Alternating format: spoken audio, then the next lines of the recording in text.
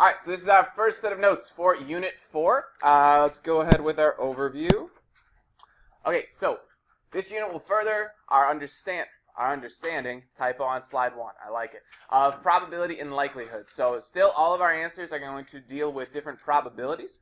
So again, on most of the answers here, unless we're finding a little bit different of a statistic, we might be finding some ranges or z-scores here, but the big one we're going to be finding is probability or likelihood or proportion. Again, those are all synonymous terms. The key idea here is that most of our answers with probability, when we are finding them, are going to be between 0 and 1. So again, we shouldn't have those giant answers. If I ask you what's the chances, the probability, or the likelihood of something happening, we're keeping those answers just like in the last unit between 0 and 1. The goal of this unit is to introduce the concepts of the binomial distribution as well as the normal distribution. So normal distribution is something you guys should have seen at least briefly before. It's touched on in Algebra 1. It's the first unit of advanced algebra. Binomial you likely have never seen before, but it's not a whole lot different, so we're okay. And in such a way that students must learn to distinguish between the two. So that first bit there is probably the most important part of this unit. Nothing in this unit is very abstract or freakishly challenging, but the big skill we need to get good at is being able to tell it right off the bat, is this binomial or is this the normal distribution? Because again, it's just going to be a bit different on how we work with it. All right. Okay, so thinking about the two types of distributions in this unit, we have the binomial distribution, and then we have the normal distribution with sigma. So sigma up there is the population standard deviation. So all the standard deviation calculations we did back in Unit 2, they were finding sample standard deviation. In these types of problems for this unit, we're not going to actually calculate it. We're going to be told what the standard deviation is. So we're dealing with population data. Whenever you're given stuff about the population, we just kind of accept it as true, and we work with it through that way. So that's going to be kind of a big differentiator there. So again, each of these problems will result in an alteration to methodology for solving. So again, each one, we need to decide, are we in the binomial or are we in the normal distribution? And that's going to depend how we solve it. So they're similar. Just think of it as different functions in the calculator, and kind of how you set up the intervals is going to be a bit different too.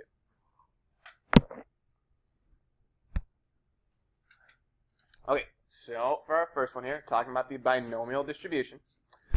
These are some kind of key indicators here on how to figure out it is the binomial. So in binomial problems, we are given a scenario where an event has exactly two possible outcomes. So this is a lot of what we did with probability, where we thought of success or failure, or again, the kind of basic ones of flipping a coin. So flipping a coin is one of those things where it literally only has two possible outcomes. Again, that's like the go-to thinking thing. Some other examples here, having a certain blood type. So you are either blood type O or you are not blood type O. So if we can put scenarios in the terms of you are something or you are not something. For example, you are either passing a class or you are failing. So I can list it like that in the sense of I'm not worried about letter grades, we're just looking at pass or fail. That would be binomial because that is exactly two outcomes. Same with a true or false test. You can think of it as making or missing a shot. So in that scenario, you either make it or you miss it. There's no in-between there. So binomial, two outcomes.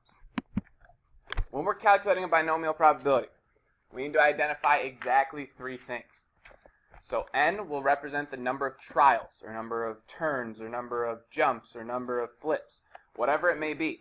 So n is the total number of times we're doing something. So if I'm talking about a true or false test, n is the number of questions. If we're talking about participants in a study, it's the number of participants.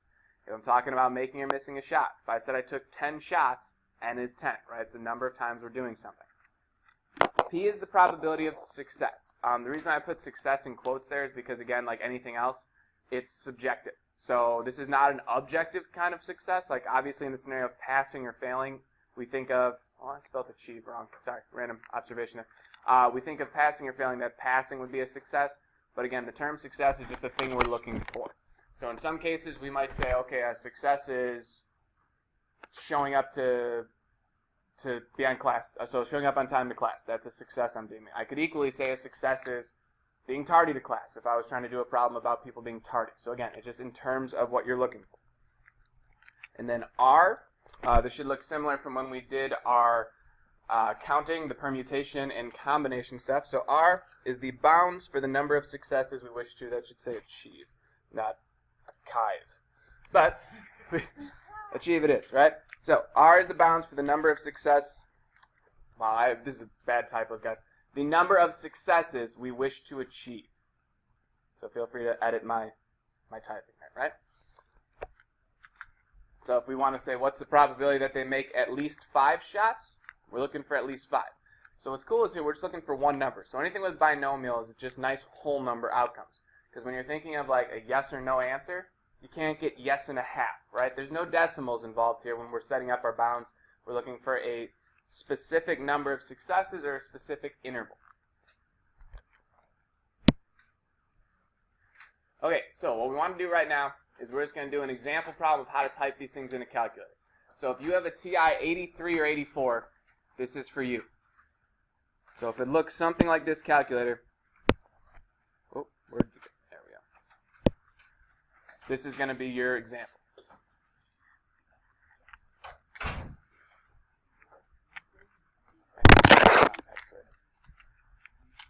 Okay, so what we're going to do right now is we're going to calculate 2 different things. So one type is what we're going to use today. The other type is what we're going to use tomorrow. For this, let me move this thing over. Oh boy.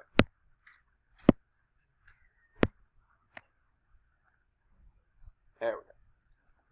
All right, so the 2 different types of problems we can do in the calculator are going to be equal to problems. So if I'm looking for a specific value, such if I said, what's the chances that you... okay, so let's talk about shooting basketball, right? Nice and easy. There's 2 exact outcomes. It's binomial. You either make the shot or you miss the shot, right? There's no partial credit in the sport of basketball. You either make it or you miss. So if I said I want to know what's the probability that you make 5 shots, then the exact number, the specific value we're looking for is exactly 5. So if we're looking for an exact or a specific value, that's when we're going to use binomial PDF. So PDF is when we're looking for a specific value. So that's the key idea there. Specific value.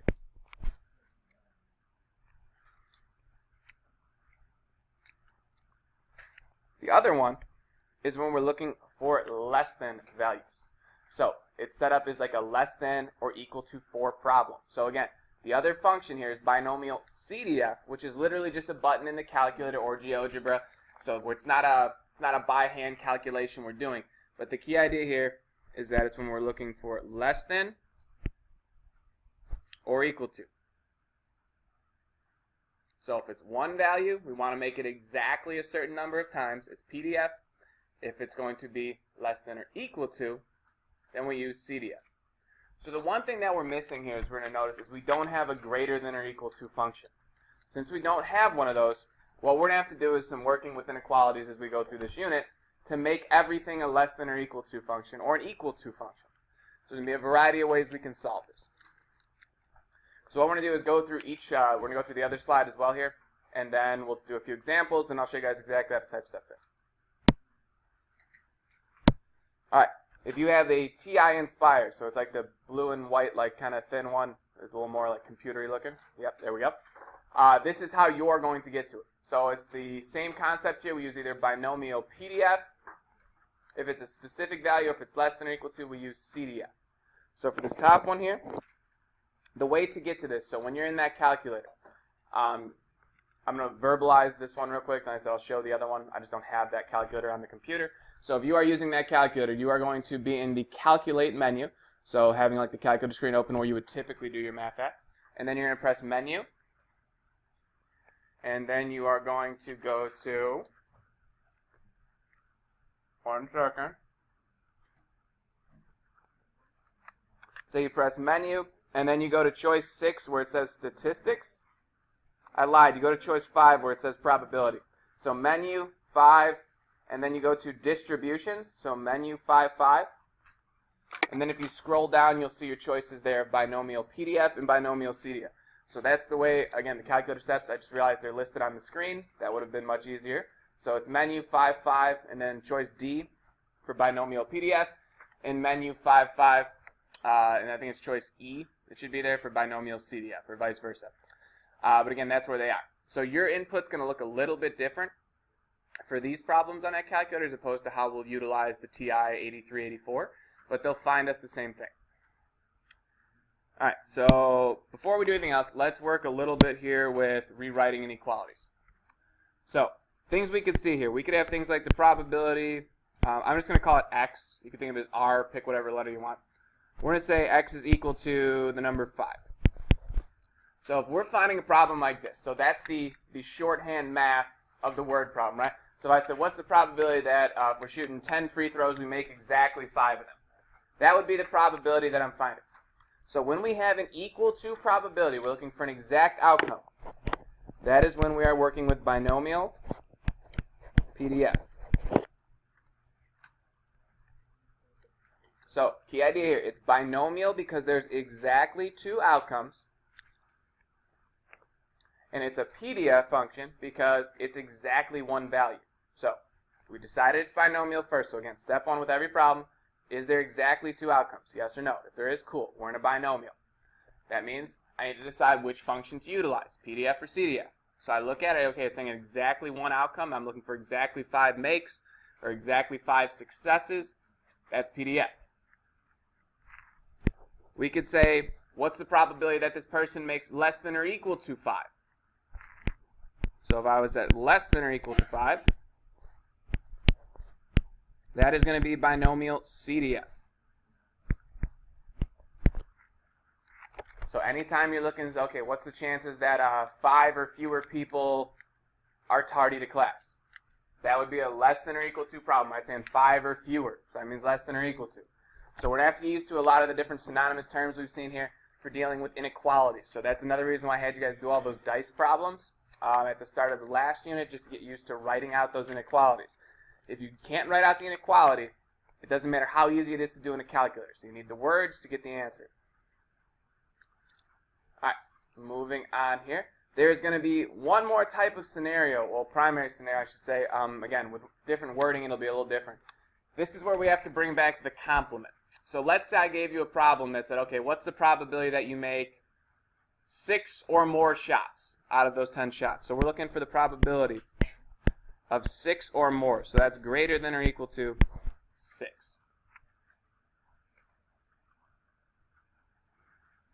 Now, this is the trick here, that all of these probabilities are less than or equal to problems.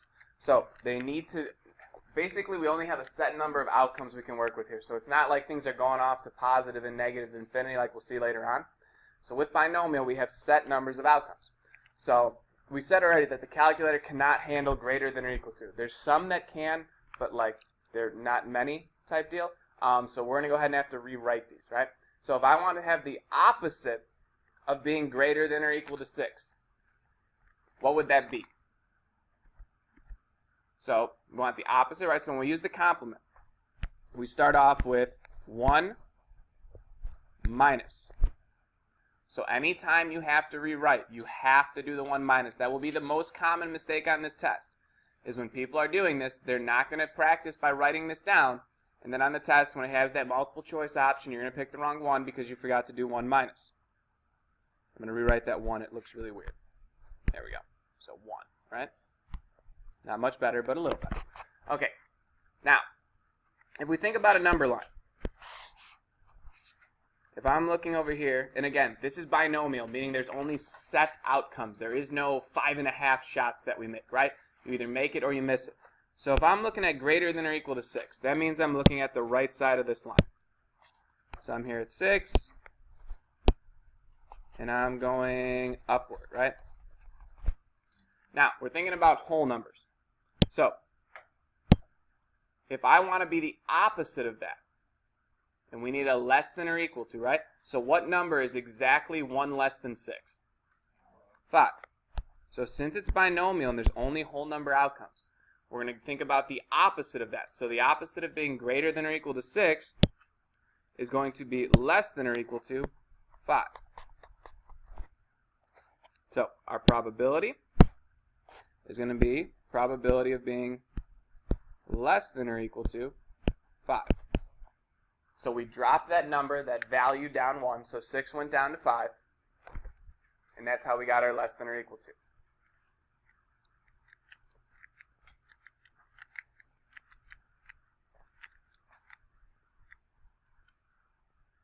So this will be a binomial CDF as well there, just because, again, we have that less than or equal to. So that's kind of the 3 different tools we'll need here to write these inequalities, and then from there it's just going to be utilizing calculator. Yeah. Correct. So since we can't do greater than or equal to in a calculator, that's where we have to rewrite it.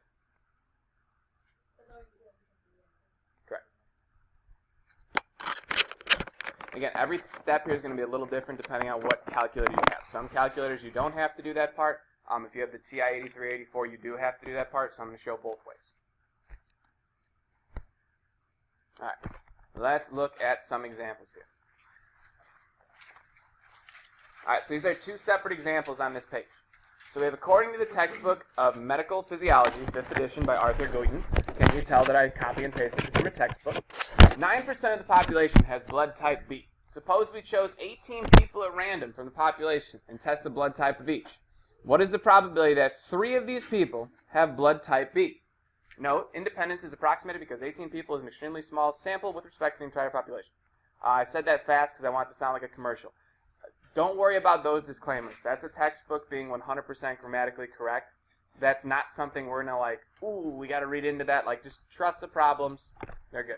Now, if you want to go on to a degree in statistics, then you really care about that stuff. But for our purposes, that's just like a textbook disclaimer. So don't let it complicate the problem for you. Okay, so first thing, we're looking at N, P, and then I'm just going to use X instead of R, just because some calculators use R, some use X, but we'll be good. So N is the number of things, trials, objects, people in our sample. So how many things of those, what is our N going to be for this problem? Someone said it, say it louder. 18, right? We got 18 people we're looking at. So that's how many people or trials or things we're considering for our sample here. So that gives me 18 for my N. Now, to figure out what P is, we got to consider what our success is. So what we're going to do here is look at what it's asking us. So we want, what is the probability that 3 of these people have blood type B? So what am I looking for? What would I deem a success as? We're not worried about how many people, just having blood type B. So that's what we're deeming, because that's what we're looking for. We're saying, what's the chances people have blood type B, right? So for any given individual, what's the probability that they have blood type B? 9%, right? So how would we write 9% as a decimal? Good, 0.09. That's another, bless you, common mistake people are going to make, is they're not going to convert that decimal right. And it's something easy, right? We either move the decimal to the left twice, or we just divide that percentage by 100. Either way, we get to the same answer. Bless you. All right, last thing we're looking at here. We want to figure out our statement. So we're actually going to erase this X here, which is easier if you go straight to the statement. So you figure out N and P, bless you again. And we're just going to go ahead and write our probability statement out and then talk about how to do it in the calculator. So what is this probability asking? I'm looking for the probability of what? So that X is, so that probability, parenthesis, X, that's going to be our go-to starting point for all these. Am I looking for greater than, less than, equal to? What do we got? Equal to, right? Because it says, what is the probability that 3? So it's not saying more than 3, greater than 3, less than or equal to 3, at least 3, at most 3. It's saying 3. So that 3, that's in words, it means equal to 3. So we're looking for the probability that 3 people have blood type B. So when we have equal to problems, that's where we're going to utilize binomial PDF. So that's going to be, think of this as like this is your work shown, I guess you could say. So binomial PDF. So regardless of what calculator you're using, I would encourage you just to write out these generic statements of binomial PDF or CDF, which may look a little different in each program, but gets us to the same spot. Now, if we think about our input here, we want NPR. So no matter if you're using this calculator, so this is how I'm going to typically show the work. It's just going to be based off of the 84 model, just because if you can do it in here, it's kind of easier in the other ones. So our order here is going to be NPR. I'm going to go ahead and write that out for us here. So we're looking at N, P, and then we're just going to call it, instead of R, I'm just going to use X, just because it's a little easier to write for me and looks less like an N. So we're going to use NPX. Okay, so if we're looking for this, we said N is 18, so I got 18 comma. The probability that any individual has blood type B is 0.09, so 0.09. You don't need to put the 0 in front there. You could just put 0.09, but either way works. And then our x value here, in our parentheses, we said 3. So the way we write these, if you write the probability statements like I do, whatever this number is in here, that's always going to be what we put in that last step there, the parentheses.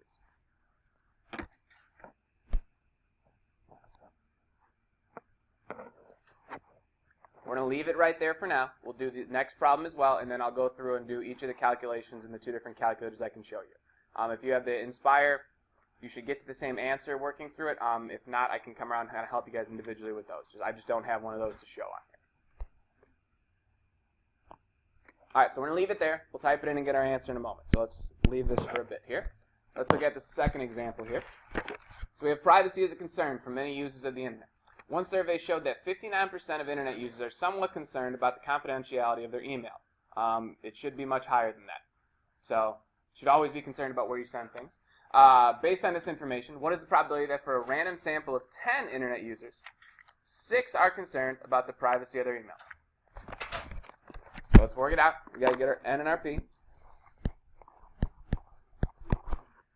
All right. So for our N, how many people are in our sample? 10. So N is 10.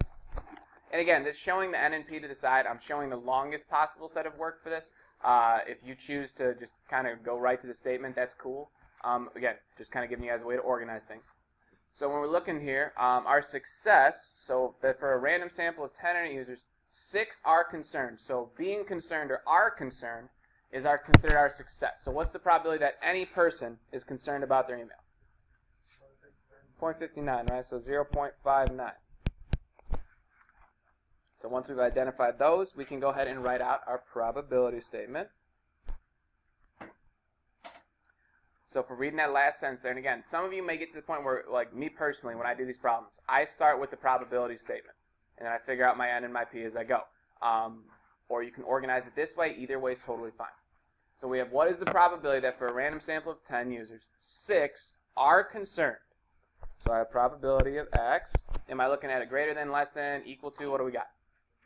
Equal to, right? So equal to 6, right? Saying 6 are concerned. So it's an equal to problem, so I know I'm working with binomial PDF. And then we're just plugging in our N, P, and our X there. So my N is 10. Probability for any individual to be concerned or to fit this criteria of success is 0.59. And then our X is just 6.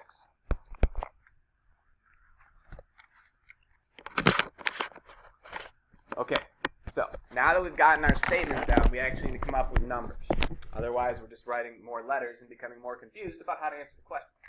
So to do this, we're going to start off with my calculator. I don't know why it always defaults to that side page. All right, whatever. We're going to work with the left side page. Okay, so if you have the TI-83 or TI-84 variation, we're going to be utilizing these same buttons here.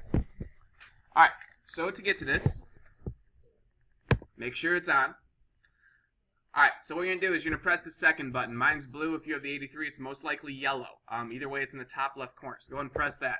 You'll see an upwards arrow turn on your screen. That just implies that you've hit the second key. With this, we're going to go to vars. So the up key just makes it, if you look at the little text above the vars, it says dist or dister. That just means distributions. So we click there, and we've got some cool stuff. There is a draw option. We won't be using it. So we're just going to use the dister, so the thing it goes to right off the bat. And we're going to scroll on down. We want to find binom PDF.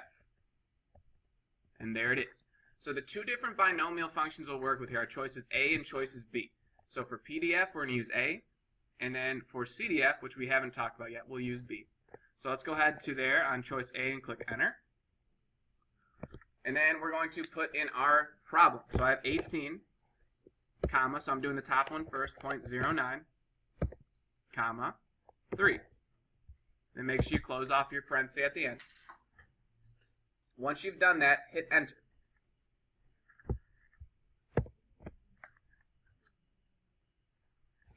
And our answer pops out there. So to answer this problem, that probability, let's stick to just generically here. Let's go 3 decimal places. If you want to go more, that's cool. Don't go less than 3. All right. So let's go ahead and write out that answer. Even if you're using a different calculator, still write this one down just so you know what your goal answer to get to. So if we go 3 decimal places on this one, it'd be 0.14, and I'd round that secondary 4 to a 5, right? Because we know rounding. If you're having trouble remembering how to round correctly, please ask me individually. I'll work with you on that. But it's 0.145. So again, let's stick to 3 decimal places. More is great. Don't use less.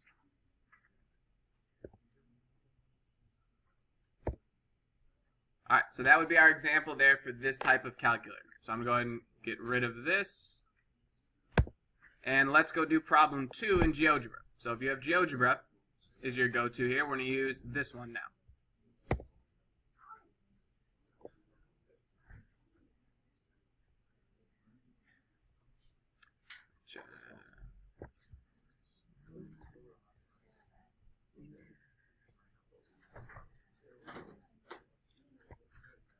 Okay, so to work with GeoGebra, what we're going to need is our input section here. So you're going to go up here into the input section. I totally lied. We're not going to go to the input section. My bad. All right. When you're in GeoGebra, to get to all of these, so this is going to be one of those things now. So we worked with input for fraction and solving different probabilities, the binomial coefficient, permutations, all that. To find these probabilities, we're actually going to go to a whole different menu. So what you're going to do is click these 3 bars up here in the top right corner. So 3 bars, top right corner. Then go to View. And then we're going to click here on Probability Calculator. So 3 right bars, top right corner. Go to View, go to Probability Calculator. And again, this is one of those things. This is your quote-unquote showing the work. So if you're taking a test and you say, Mr. C, how do I do this in GeoGebra again? Just like every other unit, I can't answer that question. We're just starting it, so get it down pat now. All right, and I'm going to get rid of this so I can click this to get out of view. So this is our distribution calculator in GeoGebra. It's pretty intuitive. It actually works really well, which I like. You just got to make sure you know that you're switching it correctly and all that good stuff, but it'll get you the same answers, and it's free, which is nice. So let's go here. So first thing, we want to work with binomial. So under here where it says normal, let's go ahead and click that. As you can see, there's a boatload of distributions. Unless you plan on going into higher level statistics, most likely you will work with the normal. We'll use the student a bit later on in the year. Maybe chi-squared. But for now, let's just pick the one we need, which is binomial. So go ahead and choose binomial. So first thing we're going to know. Normal had that smooth curve to it, right? So that's when things are continuous. Whereas binomial, we're always going to see represented here is a histogram, because it's set numbers of outcomes. So it's 10 successes, it's 5, it's 0, whatever it may be. So what we're going to need to adjust is here on the bottom. So let me try to make this a little more viewable at the top of the screen here for you guys. Okay, it's about as good as I can get it for you. But if you're looking here at the bottom, right? So we have a couple different options. With GeoGebra, you don't have to worry about rewriting the inequalities. You can actually just use these different functions here. So the key idea is where we're breaking things off at. So if I click this one all the way to the left, we'll see that that's giving me a less than or equal to. So it sets it up just like it looks when I'm writing it out. Probability that x is less than or equal to, and we input a number here. If I wanted a greater than or equal to, it kind of switches it here. So x is greater than or equal to. The only thing you got to get used to is reading this, right? So it flips the inequality. So reading this is saying 12 is less than or equal to x. But you kind of read it the other way. This is x is greater than or equal to 12. There's a variety of ways to do this. And again, it's just going to be what works best for you. There's like 20 different ways you can get to the same answer. And then if we're looking for a between problem, which we have not done yet, we can look here. So anytime we're dealing with PDF in GeoGebra, you have to use this one. Because it doesn't have separate functions, we have to use this for a PDF problem. So write yourself a note.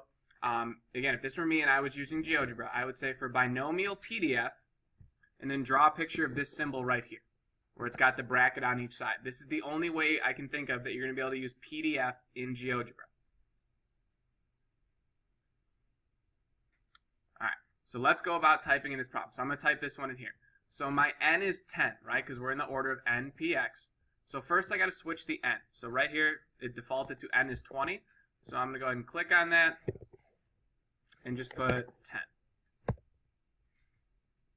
So that's my n right there, right? It's 10. Then it's asking for my p, so my probability of success. It defaulted to 0.5, and our problem here is 0.59. So I'll throw a 9 on there. And you'll see when you put those in, it actually adjusts your histogram for you, so it shows you some different probabilities there. All right, now last thing. We're looking for exactly 6 successes. So what I'm going to do is for a PDF, I'm going to switch both these numbers to 6. So my lower bound is going to be 6, and my upper bound hits 6. Once you type those numbers in, you have to press enter for it to update. So like if I had something else here, so if I had like an 8, so I look, it says, okay, this probability is 0.5672. So if I just hit backspace and type 6, it's not actually going to change that number. So you have to hit enter each time you enter something into the input panel here. So it's between 6 and 6. That's another way of saying it's equal to 6, right? So when I could see in my picture, it's only highlighting that 6 there. So this probability that they're going to have exactly 6 is going to be 0.25. And if we round it to 3, it would still be a 0. So we're going to go 0.250. And again, if you want to write 0.2503, that's also 100% cool with me. Just I'm saying bare minimum 3 decimals. So don't give me 0.25. Put the 0 at the end so we can see that we rounded.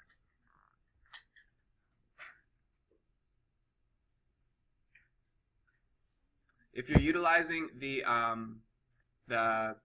CAS model, again, I can kind of help you with the TI Inspire, getting used to those lower upper bounds. Default lower bound here, the smallest number you could have is 0. The biggest number, the upper bound you could have would be n.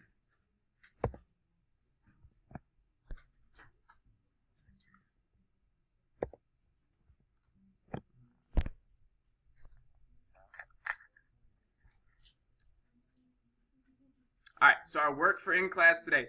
What we're going to do right here, I want you guys to try these 3 problems. And then before you guys leave, I'll throw the answers on the board real quick here just so we can look at them. But again, go ahead and try these now.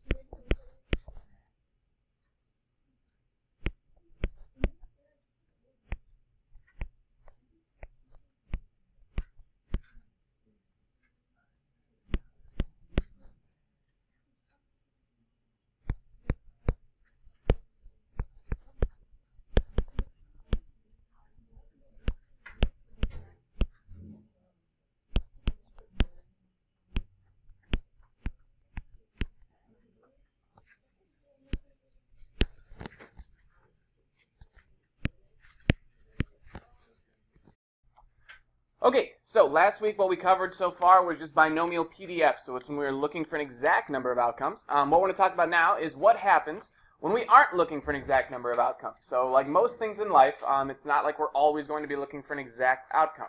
So in many scenarios, again, we're looking for something happening other than just exactly 5 times.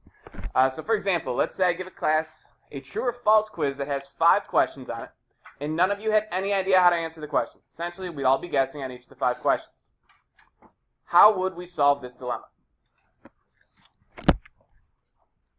So if I'm looking at true or false, what's the probability that I guess right? 50-50, right? So 0.5, 1/2, whatever I'm thinking of is 5/10. So before we solve that problem, let's go ahead and do this a little bit of work. Again, kind of working through these inequalities here.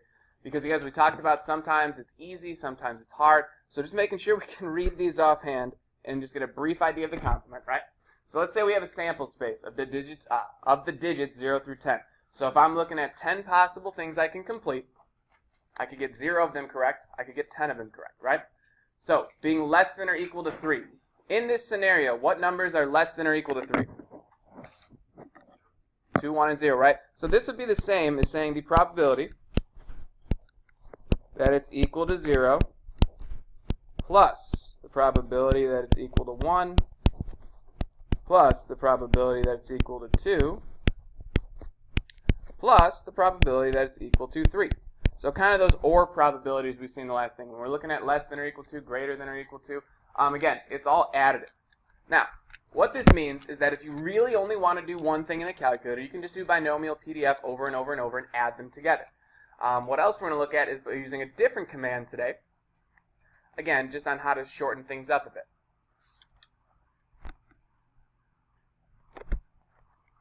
All right, for our next one here. When we're looking at less than 5, so I'm looking at the third one up there. Now, less than 5, do we include 5 in that? No, right? So this would just be the numbers 0, 1, 2, 3, and 4.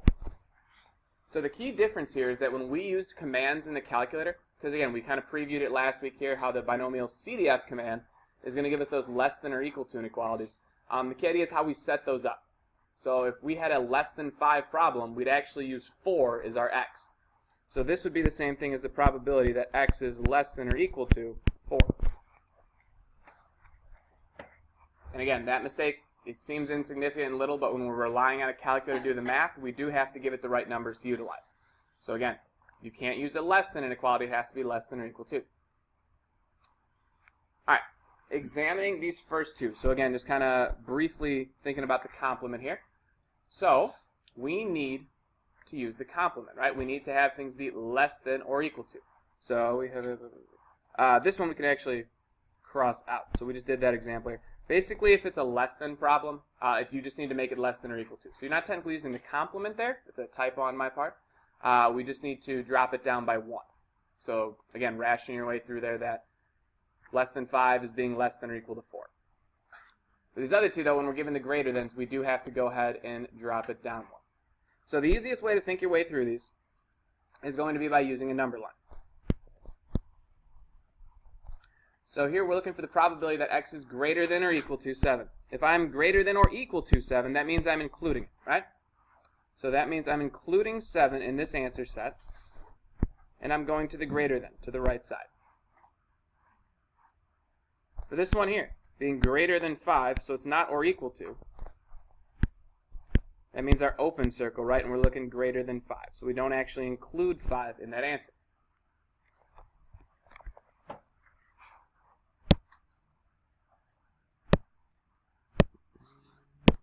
So as is often the case in statistics, you're not going to mess up the calculation side of things, but you might be challenged on the logic side of it. So again, you're never going to get tripped up of how to type it in the calculator, just how to plug in what you need to, right?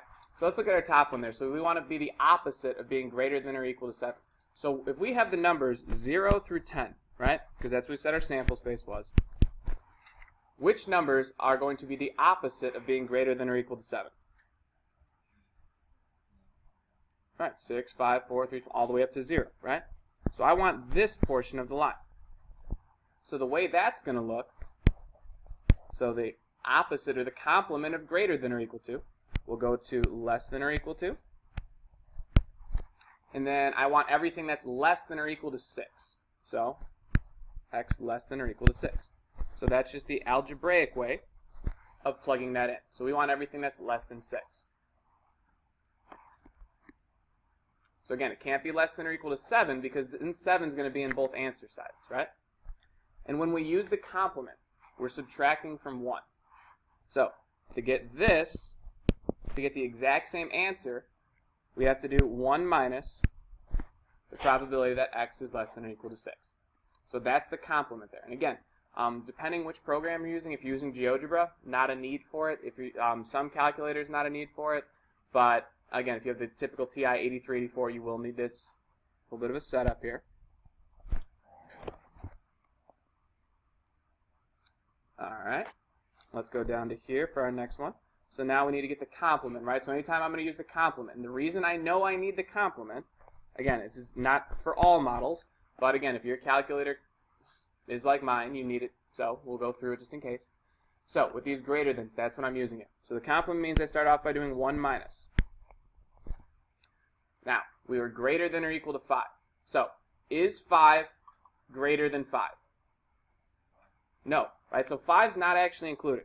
So that means we're going to include it in the lower set, right? So since I'm only looking for things greater than 5, I'm going to go ahead and include it in my complement. So I want the opposite of that. So I want less than or equal to 5.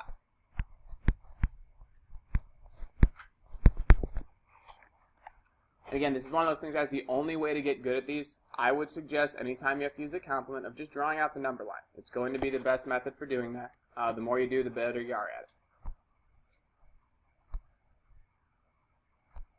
And again, depending what model of calculator you're using, you may or may not need. All right, let's take a look at our third example here.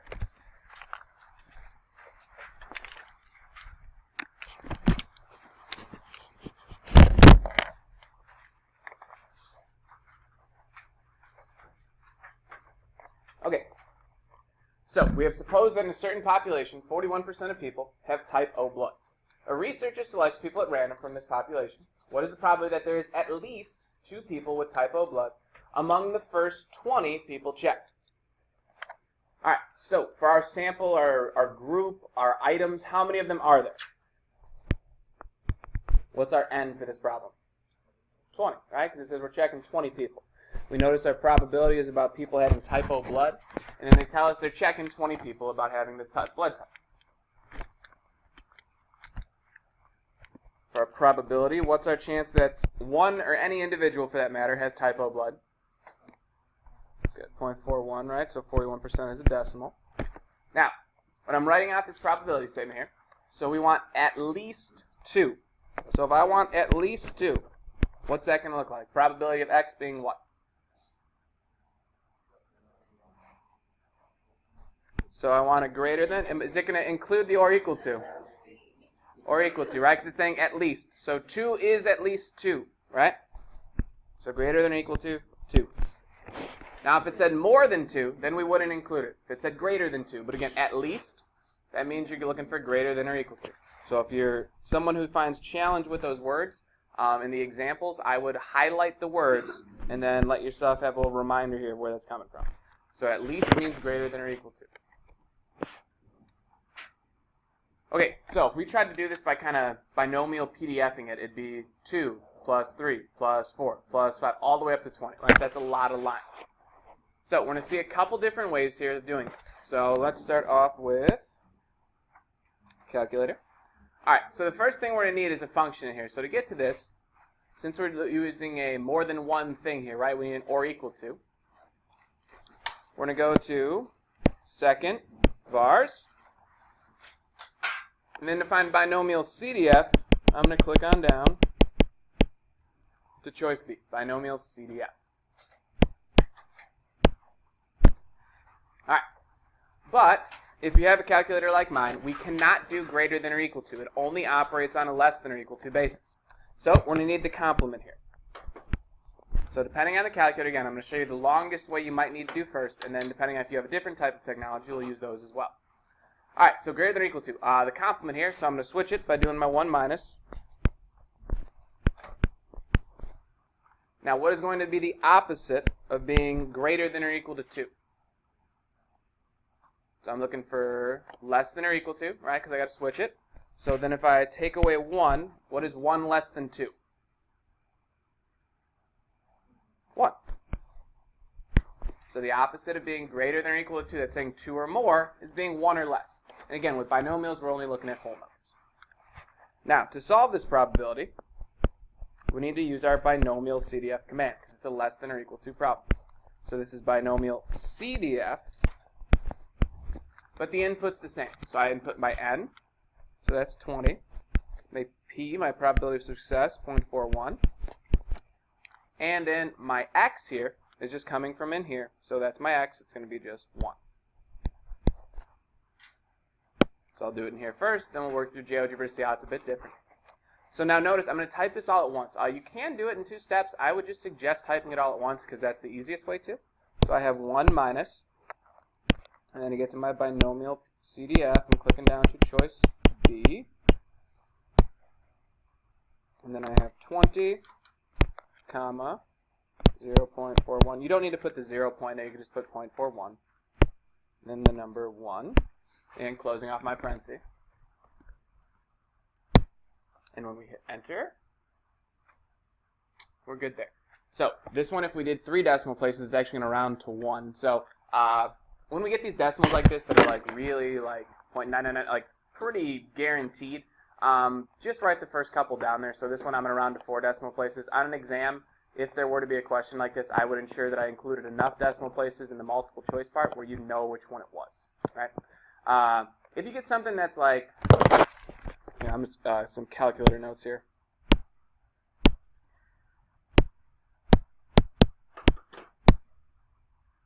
Hang on. Let me find a good way to put this. So here, let's just write this down real quick. So we had 0.9996. All right. I'm just trying to give you guys a quick example here.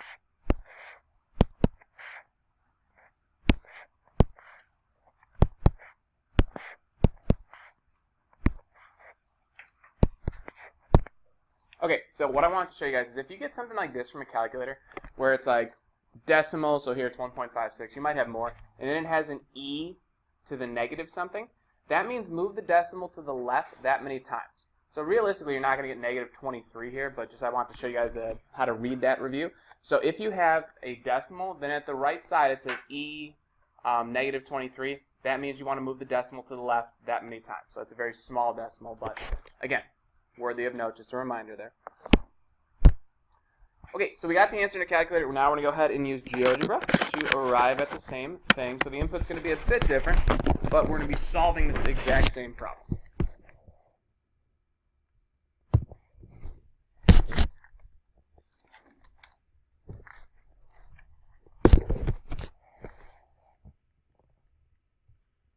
Okay, so first things first, remembering how to get to it. We go to the bars, we go to view, and we go to probability calculate.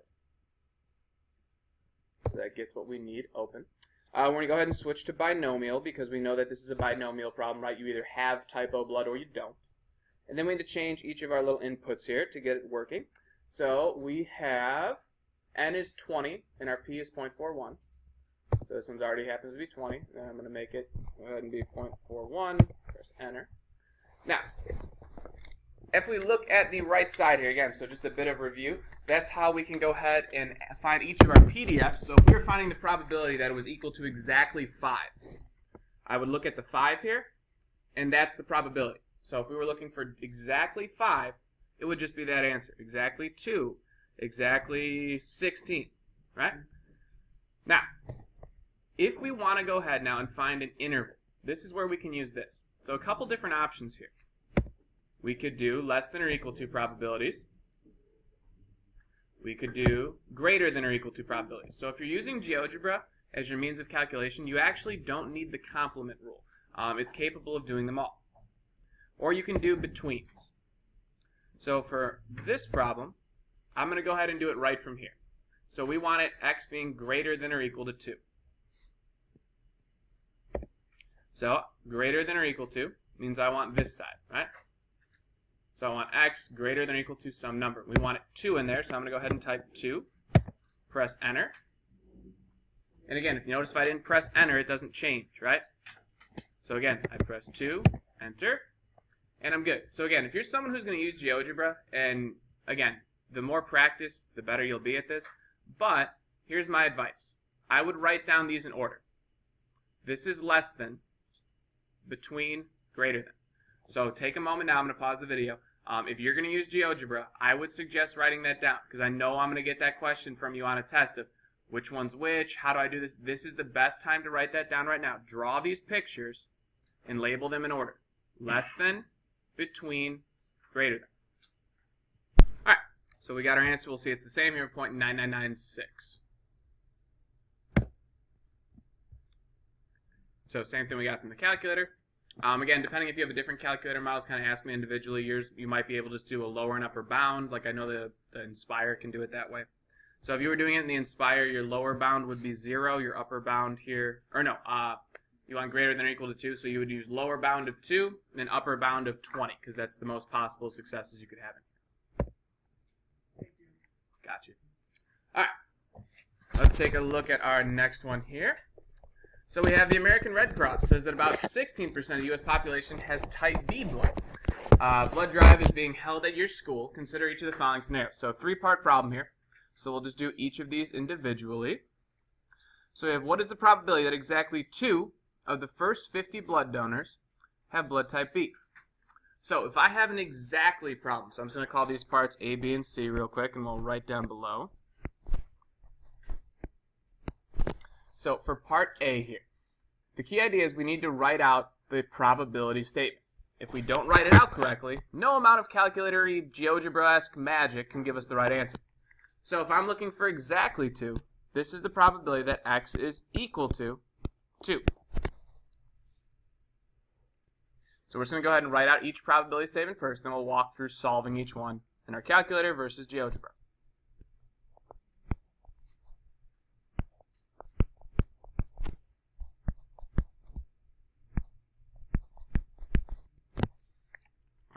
For part B, we have what is the probability that at least 5. So if I'm looking for at least 5, do I want greater than or equal to, less than or equal to? Greater than or equal to, right? So at least is always a greater than or equal to there. And again, the easiest way to check that you're doing those inequalities right is once you write it, kind of think through it a little bit. Okay, so I'm going up to 50 people, or in the second problem I have 30, right? So I have numbers bigger than 5. So if I plug one of those in and read it, so so x is greater than or equal to 5. If I plug in 10, is 10 at least 5? Yes, right? 10 is definitely at least 5. If I plugged in 2, 2 is at least 5. No, that doesn't make sense, right? So again, the easiest way to check inequalities is just say it out loud or say it in your head. If it makes sense, you're probably good. If it doesn't make sense, maybe try flipping it around, right? All right, for part C, we have what is the probability that at most 3. So if I'm looking for at most 3, do I want greater than or equal to, less than or equal to? What do we got? Less than or equal to, right? So it's saying at most 3. So that means we're including the 3. So we want things that are less than 3 or equal to it. So if I said at most 3, no more than 3, less than or equal to 3, those are all the same thing. You'll notice I formatted these examples in the literally exact same way, just changing a few numbers around, just so you could see the key words here for the inequalities. So exactly 2, at least 5, at most 3. So again, if you're looking to underline and have those examples readily apparent, those are the words that I use to get those inequalities. You'll see the rest is literally copy and paste it. It's for that purpose. All right, so let's think about how we're going to type things in the calculator. So for part A here, we are looking for equal to a number. So am I going to use binomial CDF or binomial PDF? PDF, right? So this is what we did last week. Whenever we have an equal to, that's going to be binomial PDF. In my input, my n here. So in this part A, it says the first 50, right? So I have 50 total, so my n is 50. They're all using the same kind of blanket problem up here, so this is my p, right? That's my probability that any single individual has type B blood, so that'd be 0.16. And then my x here is 2. So again, even if you're using GeoGebra and the command is not binomial PDF or binomial CDF, I want you still to get used to writing this out, just because, again, when you're in college, you likely will not be able to use GeoGebra. So it's good to reference back at these notes and, again, kind of see the input, the commands you're utilizing. That is the most common question I have people who are now in college asking me, is reminding them how to do things in a calculator, right? So what's the input for this, how to do that? Google's a great place to go, but again, I'm usually better at responding than Google and easier to search. So just again, if you ever have questions on that, reference these notes or email me. All right, going to the next one. We have a greater than or equal to 5, right? So depending the program I'm using, I might have to use the complement. So this would be 1 minus binomial CDF. Oh, not P.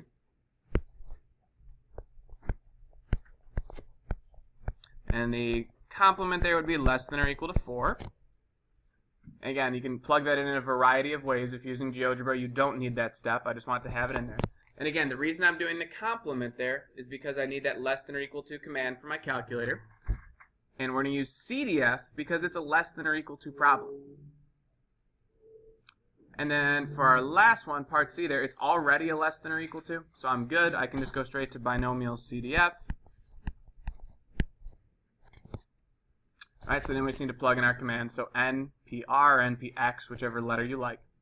So for part C, we have 20 donors. So that's my N.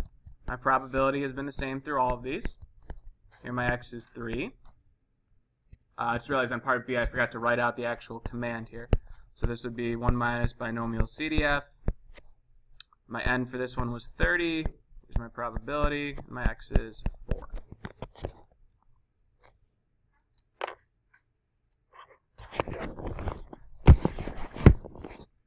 So now we'll go ahead and we'll solve each of these.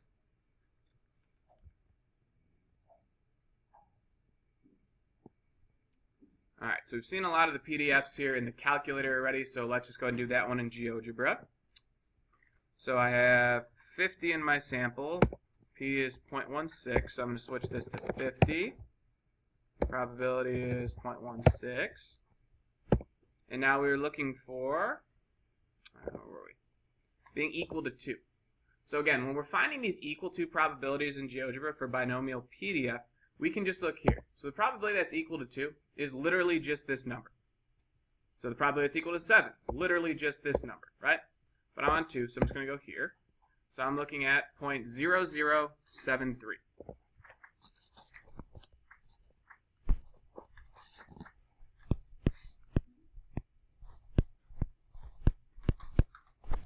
Okay, calculator would give us the same thing.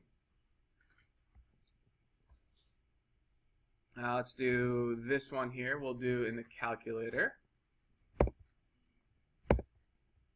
So I got a 1 minus. So I'm doing 1 minus. And I want choice B. So 30, comma 0.16, comma 4. Again, so let's use 3, 4 decimals there, right? So if I use 3, it'd be 0.537.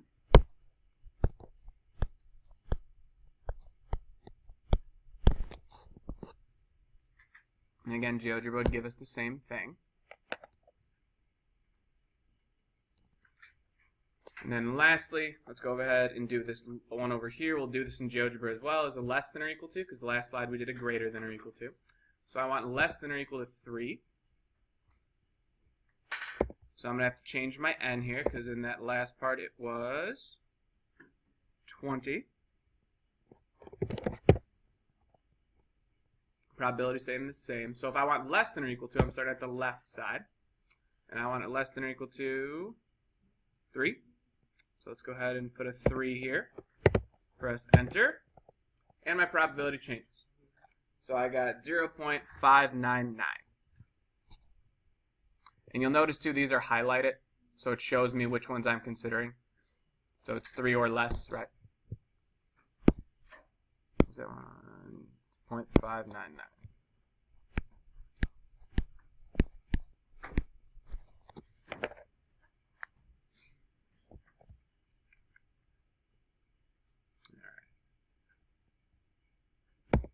Okay, 2 more slides to go. Let's see what we got here.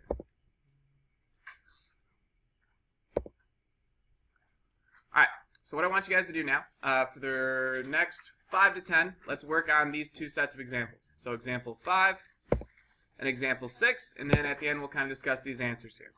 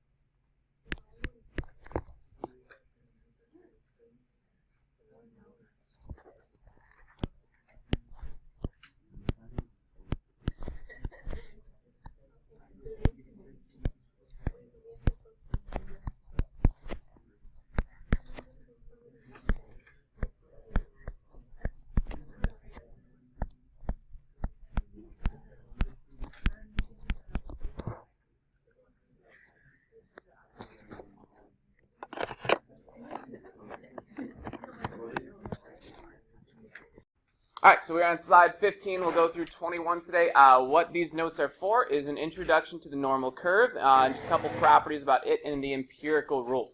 So chances are you've seen this picture before. This is what's known as the normal distribution, so it's a little different from what we've done with our binomial. If we remember in GeoGebra, when we looked at the binomial, we had the histogram, we had those bars there, whereas with the normal curve, which is the default when we open that program, it's a smooth curve. So the key difference here is when we were thinking about binomials, we had set numbers of successes, right? We had 5 successes, 10, 20, whatever it may be. We'll notice that those are whole numbers. It was discrete data. There was no connection between them. It was just individual values. Whereas here, we are going to have continuity between our different values here, so we get our more, I guess you can think of it as decimal places, right? So there's no direct jumps between one value and the other. Some of the various rules here. When we look at this, the mean is always located in the middle. So you'll see it written also as x bar. That stands for the sample mean. If we have a population mean, that's this mu down here. They're just two different ways of expressing a similar thing. So the mu is if we are given it from a population, and the x bar, the sample mean, is if we're calculating it ourselves. So the other symbols that are important here are this guy, right? Or girl, this Greek letter, I guess. It's a symbol that stands, it's sigma. So that stands for a standard deviation. There's a couple different standard deviations. Back in Unit 2, we calculated the S. S sub x is the sample standard deviation. This one is more typically used. It's the population standard deviation. That's what we'll be working with in this unit. So what standard deviation kind of signifies is a distance. So it's a certain distance between a certain percentage of values, so a certain chunk of the data, I guess you'd call it. If we're looking here, like for example, the blue, right? So that is going to be our two middle chunks there. If we think about it, between here and here, so between whatever number our mean is, so say our mean was 10, and our standard deviation was 5, right? So then between the numbers of 10 and 15, we'd have 34% of our data. All right, so again, standard deviation is a distance. So it gives us a distance or a space of the data which contains a certain amount or a certain value. So a smaller standard deviation means all the data values that we're getting are really, really close together. A larger standard deviation means there's a lot higher level of different or variable kind of, well, it's technically called just variance, but I'm trying to use another word for you guys to understand better. It's basically the data is very different. You have some very high, very low values. They're spaced out more. All right, so some of the rules that come with this, we have the empirical rule, which states that in these given intervals, we have certain amounts of data. So the empirical rule is kind of highlighted down here on the bottom. So one standard deviation in each direction. That means if I go left a standard deviation and right one standard deviation, I have 68% of the data. Now, is it always going to be true? No. Is it always going to be exactly perfect? No. But the biggest thing we do in statistics is what's known as approximation. So there's a couple justifications we'll cover that allow us to use the normal approximation.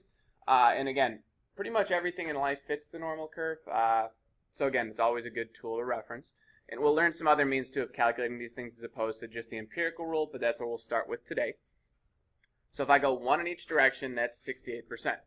If I go 2 standard deviations in each direction, then we're looking at containing 95% of the data. So these are our intervals. So say I had an interval between 10 and 20. Maybe that would contain 68% of the data. Maybe between 5 and 25. We're at 95%. And then the last interval of the empirical rule is that if you go 3 standard deviations in each direction, you contain 99.7% of your data. So if you notice those 0.15%, those kind of fall on the end of each one. So outside of that, you have about 0.15% on each side.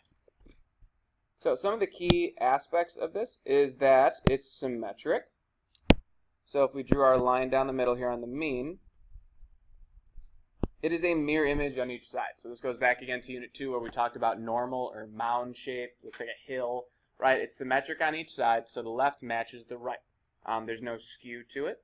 So again, that's kind of how it works. These percentiles on here, like these different chunks of the data, they're useful to know, but in most cases we will not need to memorize those because we will use technology and leverage that in order to do all of our calculations as usual. Chances are if you were shown this previously, you had to memorize it. In this class, you will not. It's useful for some problems. Okay, so just a couple of facts related to the bell curve, or we'll call the normal curve. Bell curve just kind of helps people remember what it looks like, I guess. So the important properties. The curve is bell-shaped with the highest point over the mean. So the value that are basically what the bell curve means, or the normal curve means, that if you're closer to the mean, you're more likely to occur. So if we think about this in terms of IQ, on average in the population, the average IQ is about 100, give or take a few points depending on how the year is and when they adjust it to fit normality.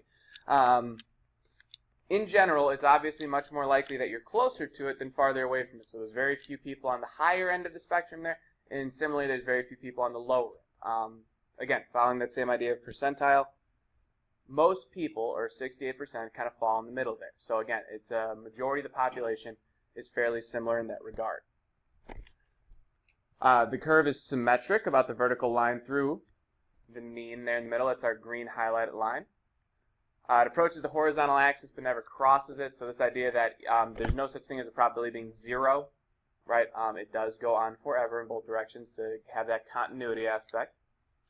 The inflection or the transition, that's talking about kind of like how the curve switches here. So from going, if we look from left to right, it's going up and then it goes down. So the inflection just means the middle part. So kind of hitting back to advanced algebra again with inflection. And then the area under the entire curve is 1. So meaning that if you do the probability of something happening and not happening, then it should be 1. So the complement is still valid in this scenario.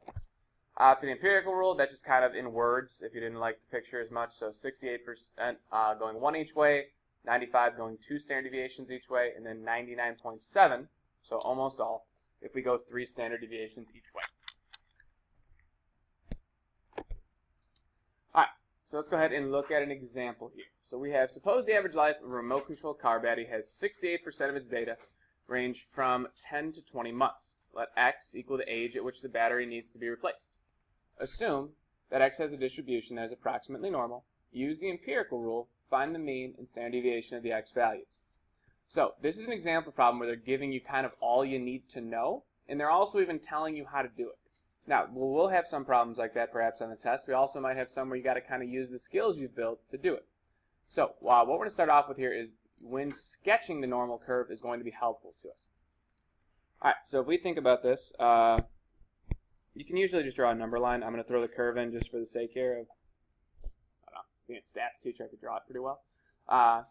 So let's see what information we have here. So just using what we're given and labeling this out. So where this would come into play in life is when you think of like guarantees on products. It's good advertising to include them. Like pretty much nothing you're going to buy today doesn't have a guarantee on it in some case. Manufacturer's warranty. Like we just bought furniture recently and it's got one of those like the recliner thing, and it came with like a 1-year manufacturer's warranty. Basically if it breaks within a year they'll fix it. After that I'm kind of out of luck. Now being a stats teacher, I know why they do a 1-year warranty, and that's because probably half their parts break after a year. And then so it looks good that they give you the warranty, but they really don't want to lose their money either. So again, it's advertising, but you know, it's not always going to be the best. So let's go ahead and label what we know here. So they know that it's going to last about 10 to 20 months. So they want to figure out like, okay, like what does this tell us? What do we know about this? So we have 68% is between 10 and 20. So 68%, when we're given this, we know that that's 1 standard deviation each direction. So I'm just going to go ahead and draw my middle bar in here. I'm going to label that as my mean. So 1 each way. If 68% of my data is number lines on the bottom, they never change. So the smaller value always goes on the left, larger one on the right. So this is telling me between 10 and 20 months. There's my data. There's 68%. The disclaimer part here where it says assume that x has a distribution that's approximately normal, that just means, again, you can use the normal curve. Most textbooks will tell you that. They'll give that disclaimer in there for you. Okay, so we need to find the mean and the standard deviation. So let's see. We need to figure out the middle number. How do you find the middle of 2 numbers?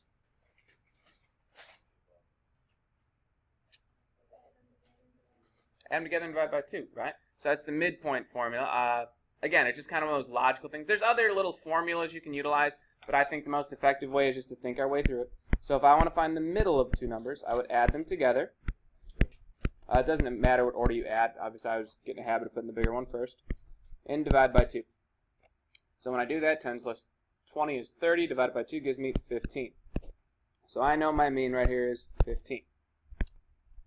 Now, finding the standard deviation. So the standard deviation, no matter where I'm at, so even if I had these other bars in here, so if we threw 3 standard deviations each way, it doesn't matter where you find it.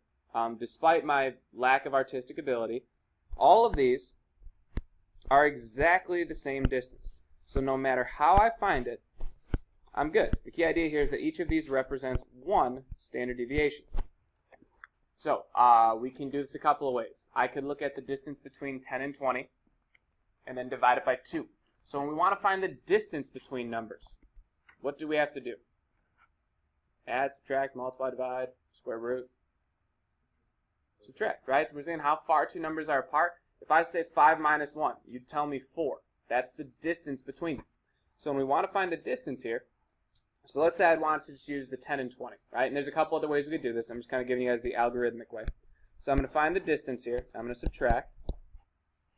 Now, the key idea here is we need 1 standard deviation. So if we're looking, a standard deviation is kind of like a jump, right? So if I go from 10 to 20, I'm making 2 jumps. So since I'm going over 2 standard deviations, to find the distance for just 1, we're going to divide it by 2. So 20 minus 10 gives us 10. 10 divided by 2 is 5. For this specific problem, you could have also found it by saying, okay, the distance between 15 and 20 is just 5. But that's kind of the algorithm way there, where you take what you're given, you divide by the number of standard deviations and the numbers of jumps that you make.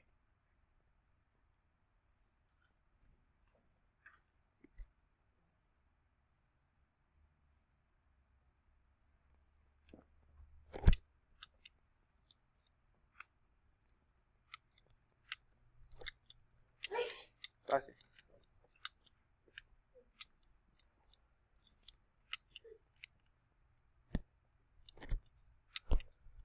Okay, we're going to talk a little bit now more so vocab-y stuff. Not that you're going to necessarily have a bunch of vocab questions, but I figure it's worth understanding why we're learning this stuff. So, Z, or standard scores versus raw scores. So, what these kind of deal with here is going to be being able to compare things. So, we're going to talk a lot about Z scores. Now, we will reference reading a Z-score table, although you'll never actually have to do it on the test if you know how to leverage technology.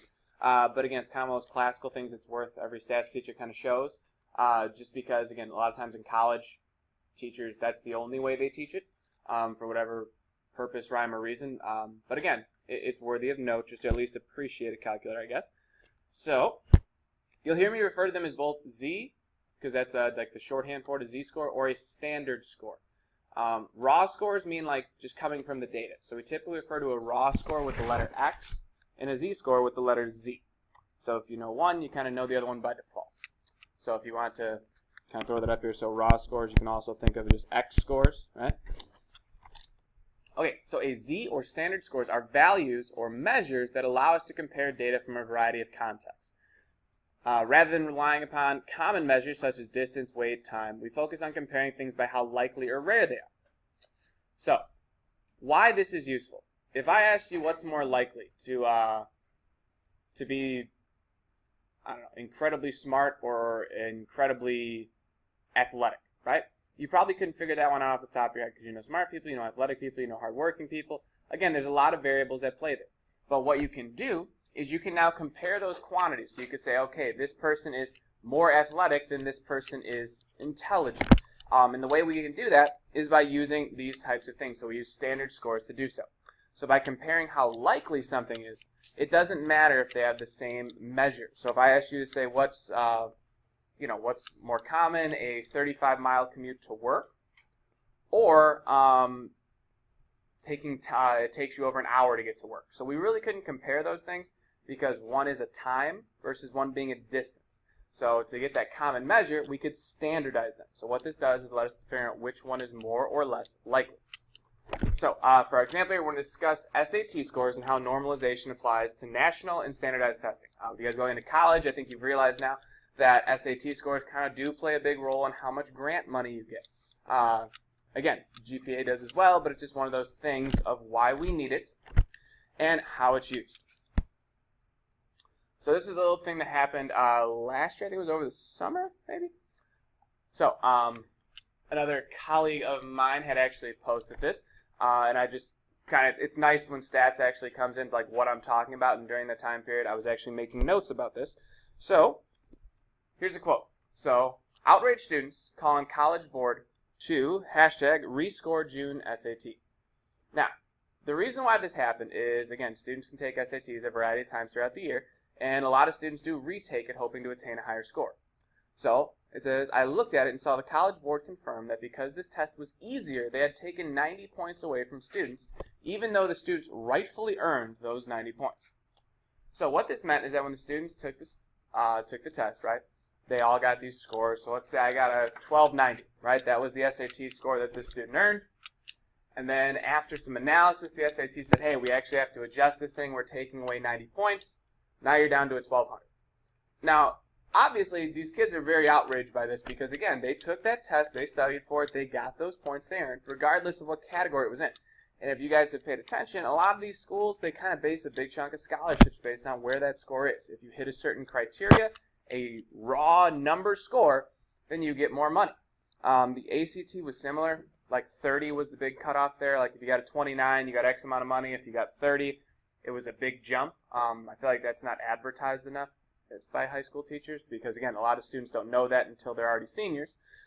So I kind of tagged this one out here. So former statistics students, here's an example of how normalization and a good reason why college admission should be based on percentile scores as opposed to a raw numerical value.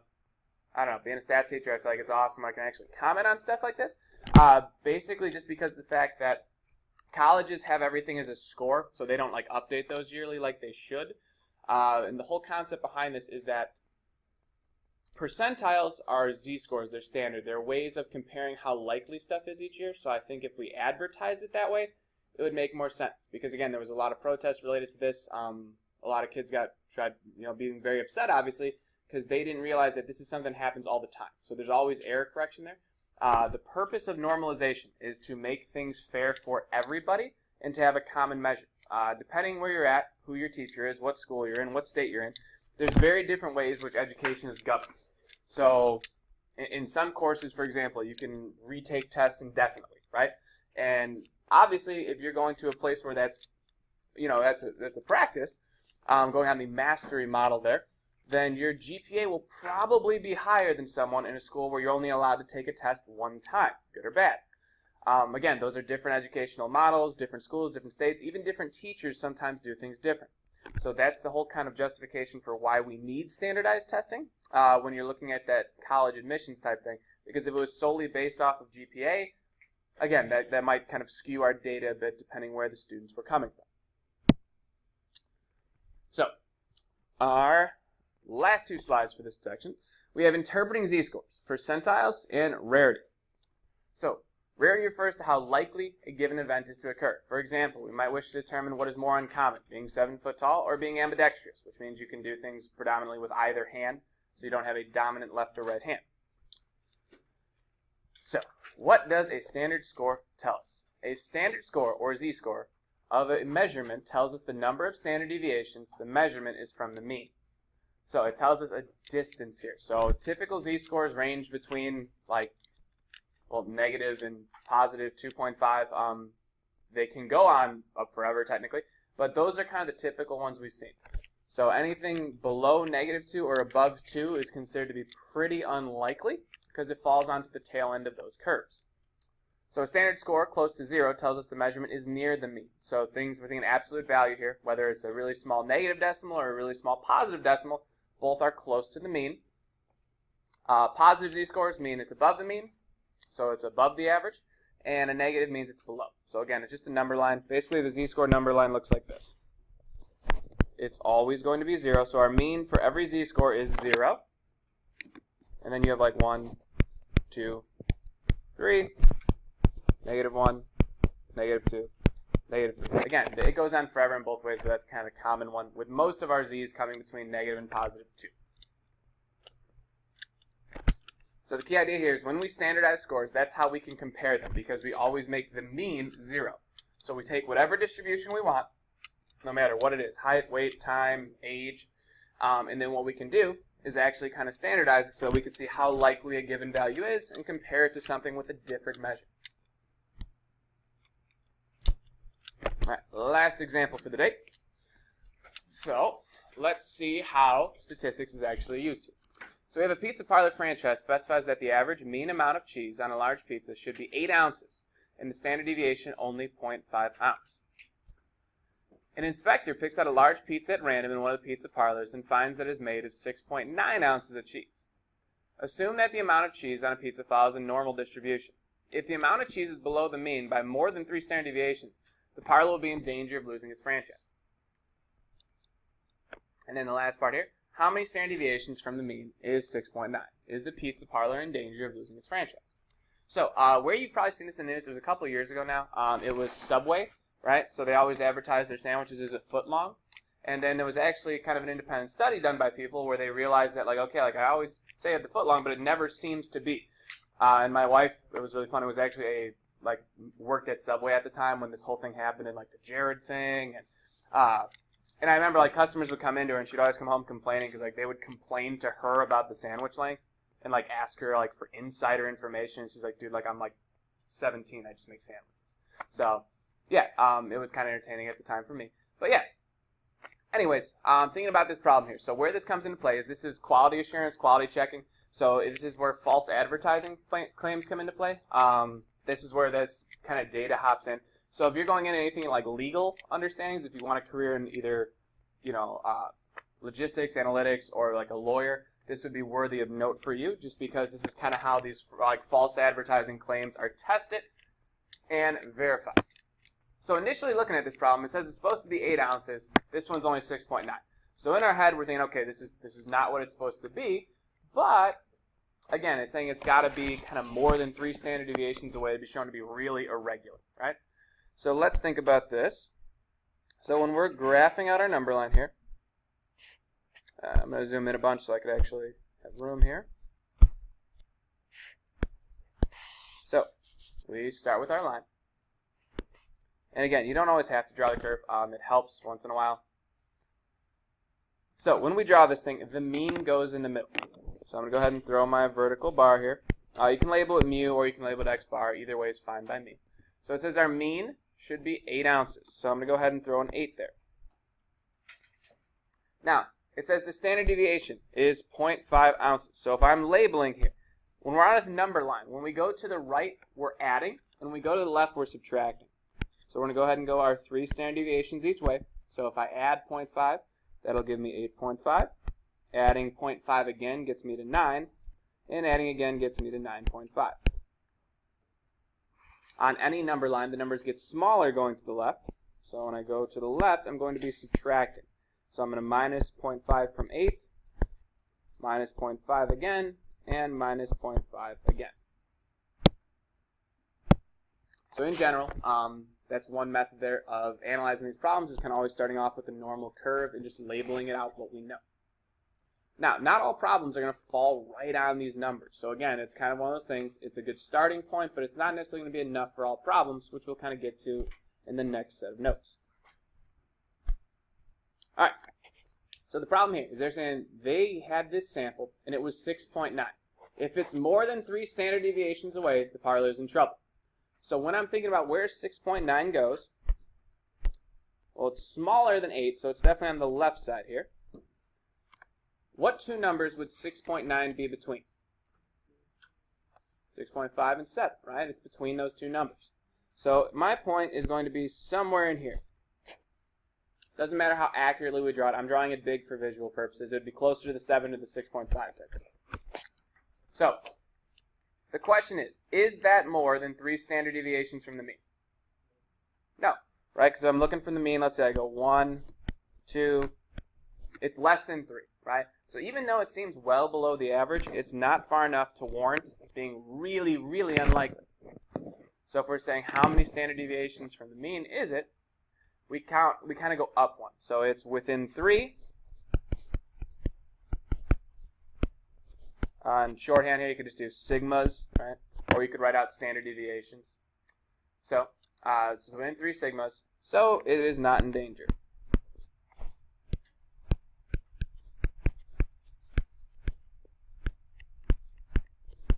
of losing its franchise.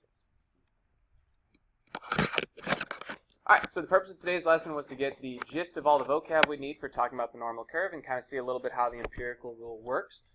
We get into the next set of notes. We'll kind of work on switching back and forth between them as well as actually doing some calculations there.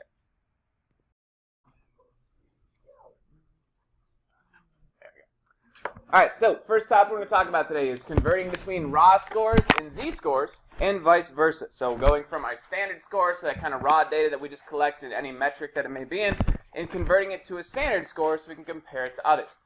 So there's two different formulas here. In my mind, I would pick which one you like better, and then just know that one, because you can see these are the same exact formula, one just reworked of the other, so it's solved for the other variable. So here, x represents our raw score. So it represents whatever data, if we're collecting height, times, weights, whatever it may be. Whereas z represents our z-score, or what's known as our standard score. So again, just pick one formula. And again, it's one of those things, again, you're going to have to memorize this, but it's only one formula.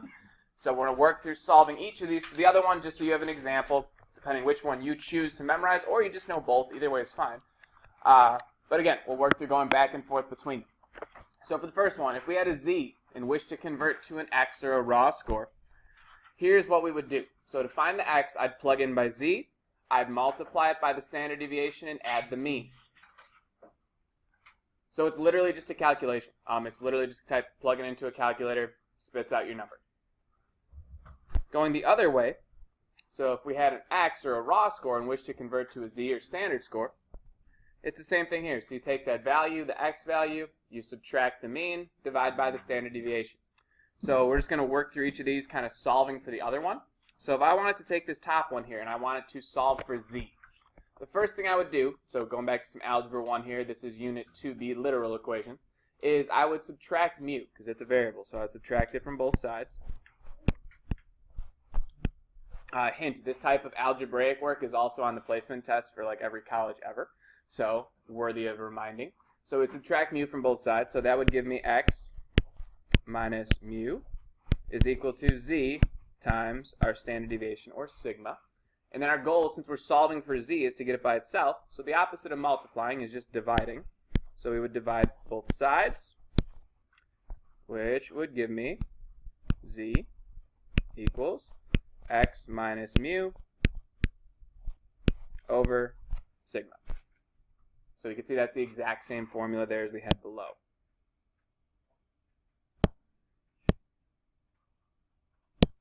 That's why it looks so weird. Okay. Solving the other one, so if I chose to memorize that second formula and I wanted to be able to rewrite it to get the other one, here we want to get x by itself since we started with z by itself. So the first thing I'd do is I'd multiply both sides by my standard deviation. So that would give me sigma times z, or you could write z times sigma. Again, we know that what order we multiply in does not matter.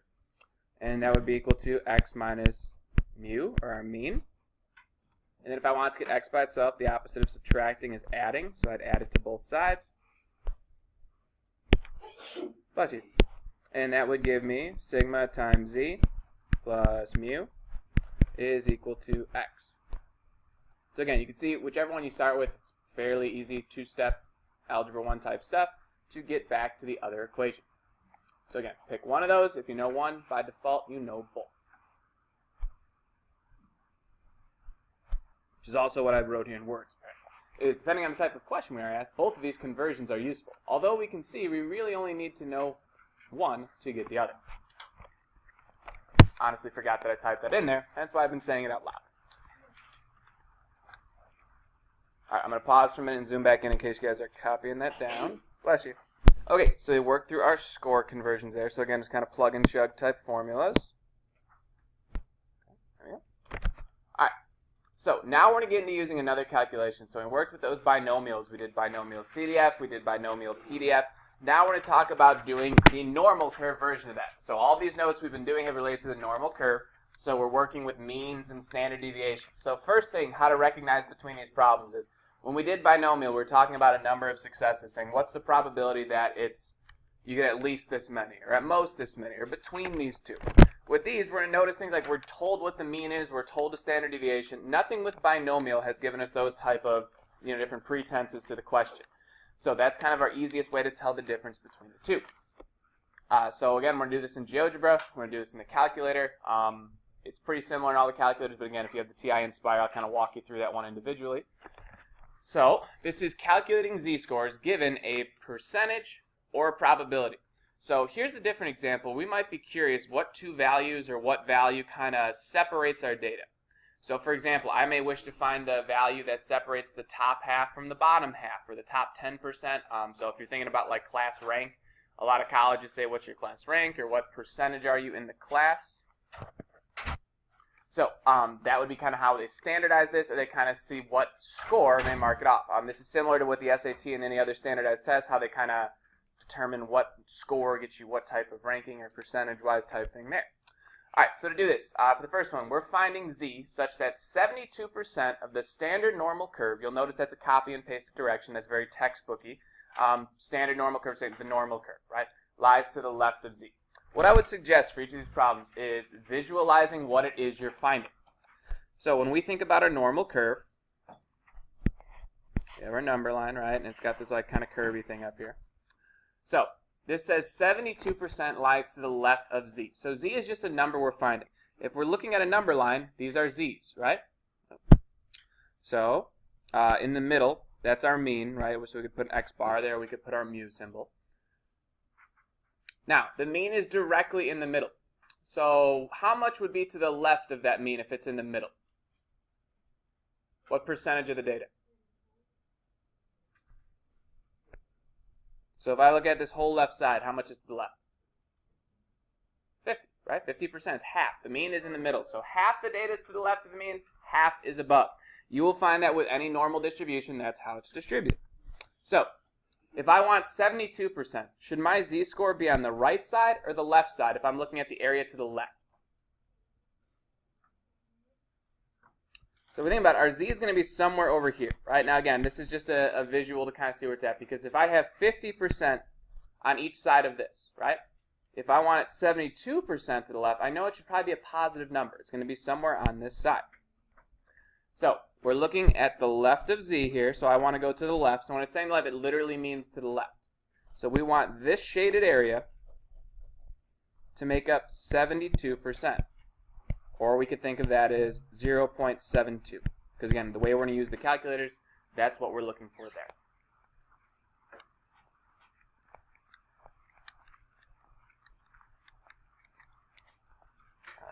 Alright, flip this over real quick so I can open up the calculators.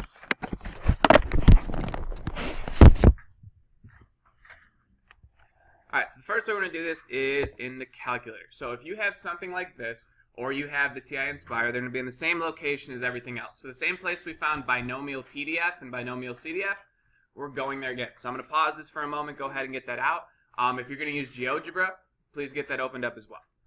And this again, what we need to do is know how to input this into here. So if you're using some type of calculator like this, the order in which we're going to write things is going to be, we are going to use the command inverse normal. So INV, it's inverse norm. And the order we put it in is the mean, then we put in our standard deviation, and then we put in the percent to left. So again, it's one of those things where it's always going to be in terms of being to the left. I'm just going to make that a little smaller and zoom in there so you guys can see it better. So if you're using the calculator that looks like mine, it's going to be this input. I think the input's slightly different for the other calculator.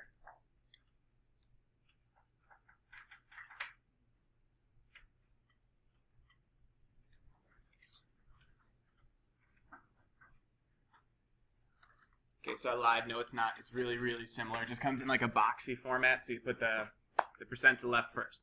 But again, for this calculator, that's the way you put it. So mean, standard deviation, then percent to the left. What this allows us to do by using the function this way is we don't need to convert between raw scores and z-scores. We could just go ahead and find that value straight out. So to get to it, again, same spot as before. So second bars. And it's our third command on here. It should be third or fourth on most calculators. Inverse normal, right? Hint, these are the ones we'll be using today. So we'll be learning about normal CDF and then inverse normal. So if I go ahead here, I'm going to click on inverse normal, and I'm going to put in our data here. So anytime we have just z-scores here, if we look at the context of this problem, so it doesn't give us a mean and it doesn't give us a standard deviation. As we've kind of talked about before with the normal curve, by default the mean is going to be 0, and then the standard deviation is going to be 1. So whenever we have z's, so if we're working with z's, our mean is going to be 0, and our standard deviation is going to be 1. So some calculators may default to putting those values in for you. You can change them. It's just going to be, it's typical just to get used to typing them in. That way, again, it's committed to memory sooner in that fashion. So if we're going to go ahead and type this in, our input here, our mean is 0, standard deviation is 1, and then we want it 72% to the left. So if we go ahead and type it in, my mean is 0, comma, standard deviation is 1, comma, and I want 0.72, because again, we never want to type a percentage into our calculator. We always convert them to probabilities. So again, what I typed in was 0, comma, 1, comma, 0.72. Once you've done that, you can click enter.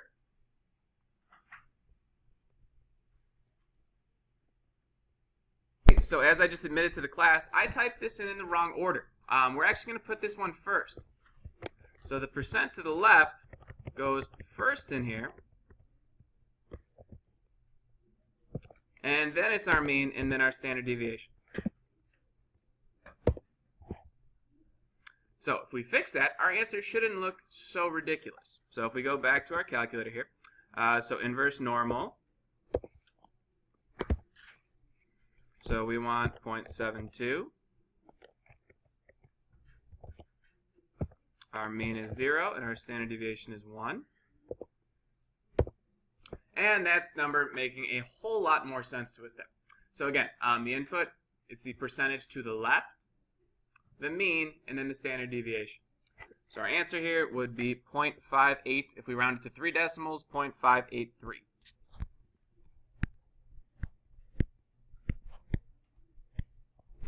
And we'll go ahead and recreate the same thing in GeoGebra, so we have that as well. Alright, so to do the inverse normal command in GeoGebra, what I would suggest is go ahead and open up your probability calculator, just so, again, we can get to everything at once. So that's our view, probability calculator. I'm going to go ahead and get rid of the graphics section. I don't really need that. Alright, so now I have everything open. So for inverse normal, you can actually type it up here in the input bar. So like we've used before to convert fractions, just to check our work that way. If I want to go over here, if I want to do the inverse normal command, start typing inverse, so INV. So inverse, I just spelled wrong. And then if you look down in your list, it's like the second to last one. So it does a lot of different inverses. We're looking for inverse normal. So it's the second to last thing if you type in the word inverse, where it says inverse normal, mean, standard deviation, probability. So now we could see why I typed it in the wrong way in the calculator. So the input for GeoGebra is a bit different.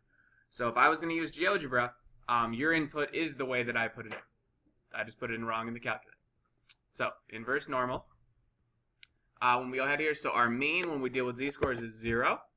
If I click to the right, our standard deviation, if you just click right on the arrow pad, it actually does a nice job of highlighting for you. That's 1, and then the probability is 0.72. Enter. So this one just happened to round it to 2 decimal places, which is totally fine. Typically z-scores, 2, 3 decimal places are totally fine. On an exam, I wouldn't give you anything that would totally confuse you on here. So I wouldn't round this to like way more decimal places or anything and confuse you that way. So then we get that same 0.58 for our inverse normal there.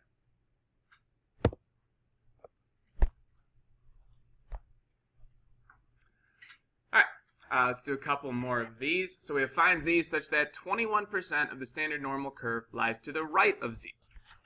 So I'm going to go ahead and erase this little sketch I did up here, just so I have the room.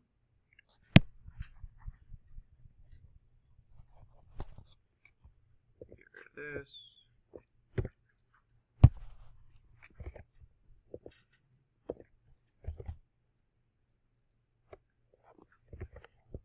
Guys, my backspacing is just off today. There we go. All right. Okay, so if I want to the right of z, with these, you're going to have to do a little bit more work. Not a whole lot, just because of the way that the calculator reads things. So here, I don't know, 21% to the right. So you could kind of put z wherever you want.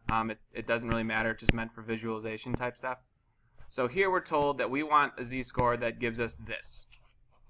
So that has 21% to the right. Okay, so calculators, GeoGebra, they always like to work in terms of things to the left. So under the normal curve is 100% of our total area. So if I have 21% to the right, how would I figure out how much I have to the left? So if I have 100 and take away that 21, so 100 minus 21, that's going to give me what? 79. So that tells me that to the left of this z is 79%. So again, whenever we're finding a z-score, we need to figure out the percentage to the left.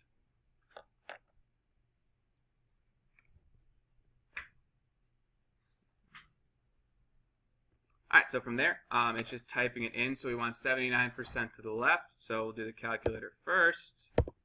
So inverse normal.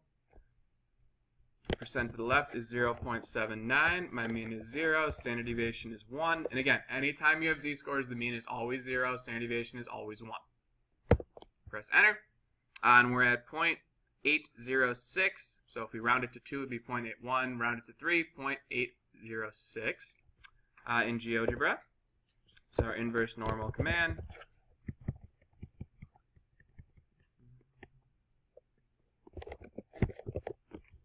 we go. So if I do inverse n, it defaults to the only command there. So our mean is 0, standard deviation 1, and we want it 0.79. And we see we get our exact same answer. So it seems to default on here to 2 decimal places. So 0.81.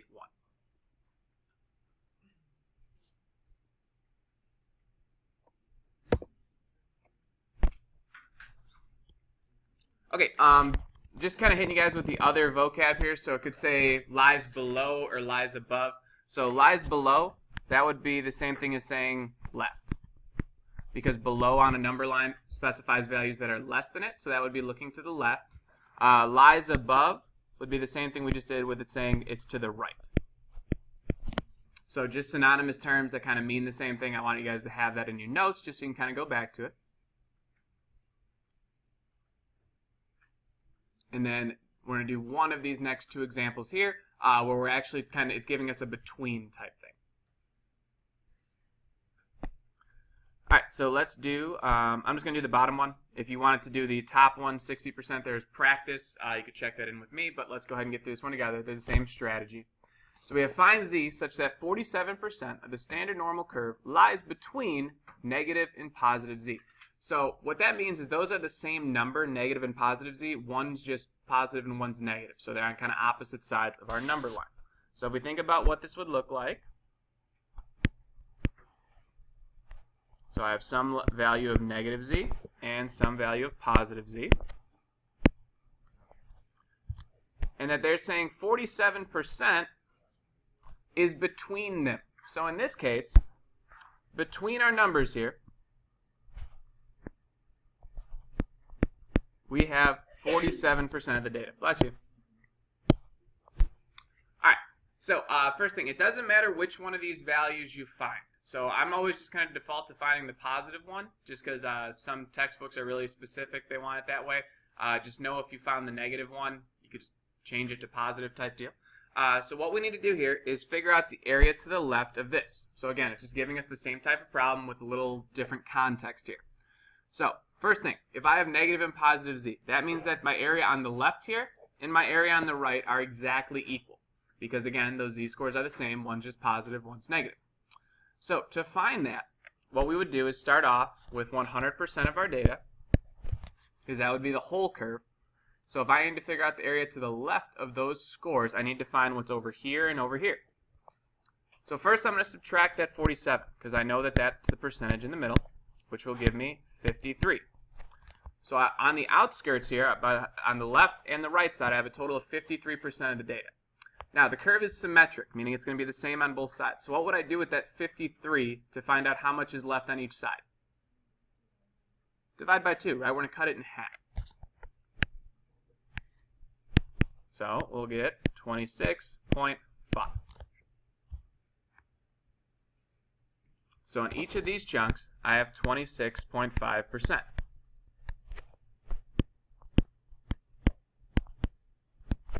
Now, this is where you kind of have two options. So it doesn't matter which of these z's you find. So I'm just going to show you exactly what you'd type in for either one.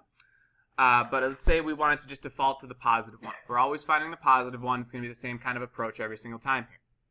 So if I'm looking at my positive z and I need the area to the left of this, that's made up of those two areas. So to find the total area to the left, we would add that 47 plus our 26.5. So our area to the left would be what?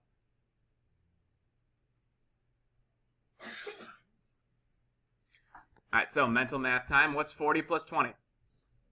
60. What's 7 plus 6? 13, right? So now what's 60 plus 13? 73. And what's 73 plus 0.5? 73.5. You guys have no idea how annoyed my kid gets when I make her do math that way. But that way she's never going to need a calculator, right? Okay, so we got 73.5% to the left there, right? So now we found our magical number of the percent to the left, and we could just plug in. So if I want to do it in the calculator, now that I correctly know how to use the calculator. Okay, in my defense, when I was in high school and took a class like this, we weren't allowed to use a calculator, so it was super annoying, right? All right, so here I got 0.735. So again, just a review of how to do those nice 3-digit decimals there. We have 0, we have 1. So that z-score is 0.628, a couple of zeros. So we should get 0.63 if we did this in GeoGebra. Inverse normal, 0, 1. And we did, right? So 0.63. So again, whichever program of choice you're using, you're going to end up at the same thing. So I'm going to go ahead and pause for a minute if you were still writing some of that down. All right, so let's go ahead and move on. Okay, so let's go ahead and talk a little bit about percentiles and their applications. So z-scores are very, very closely tied into percentiles. So you can remember taking those standardized tests back in elementary school. Remember how they weren't for a grade, but you always got back some crazy report that gave you a bunch of percentages for reading math, mathematics, etc. Those still exist. My kid takes them, so I have to read those. So what that was is those were percentiles. They determined how well you performed in comparison to the rest of the population who took the test the same year. So a lot of these tests are statewide. Some are national.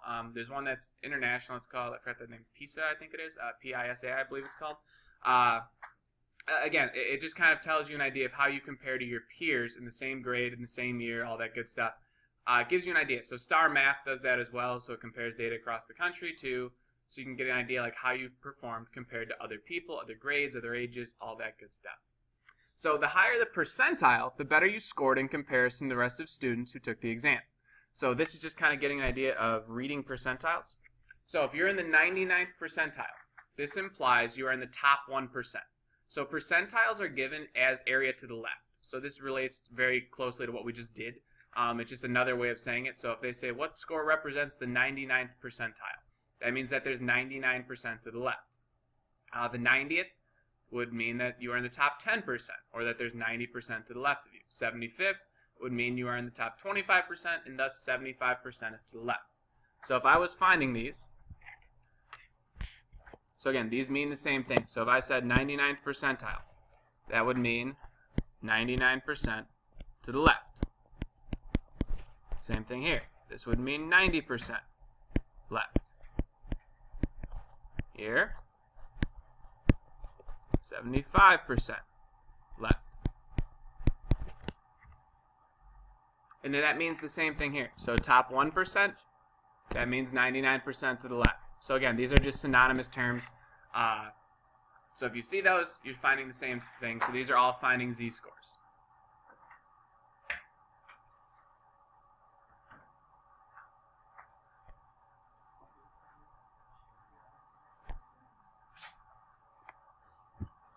Okay, I'm not the only one hearing that, right? Okay, good. So not going insane. Fantastic. All right. let's go ahead. We got 2 examples, and then we are done with our second to last set of notes for the semester. All right, we have a certain company sells elastic bands used for athletic training. After many years of product testing, the company knows that the average life of one of their bands is normally distributed with a mean of 24 months and a standard deviation of 2 months. If the company does not want to make refunds for more than 15% of its elastic bands under the full refund guarantee policy, like we kind of talked about last week of how that's good advertising, for how long should the company guarantee their elastic bands last? Personal experience with this, these things snap and they come off and hurt very, very bad. I couldn't see out of one of my eyes for like a week. So I snapped one of these things stretching and hit me right in the right eye. That was so painful. So pay attention to their life expectancy things or you might go blind. Alright, so elastic bands, right? Not literally blind, but I already have terrible vision, so it wasn't that bad. Alright, let's take a look at this. So what we're looking for here is in the context of the problem, you'll notice it's probably using the 2 commands we just learned, so inverse normal. So what they're saying here, if you're picking out information from this paragraph, and the sound is really annoying, okay, we got a mean of 24 months, so I'm just going to kind of identify that bit here. I'm going to go ahead and throw in the word months here when I'm kind of sketching out what I know from this problem, just because sometimes problems like to be like, oh, it's 2 years, and then they tell you the standard deviations in months. So again, pay attention to units. You want to always make sure you're working with the same units.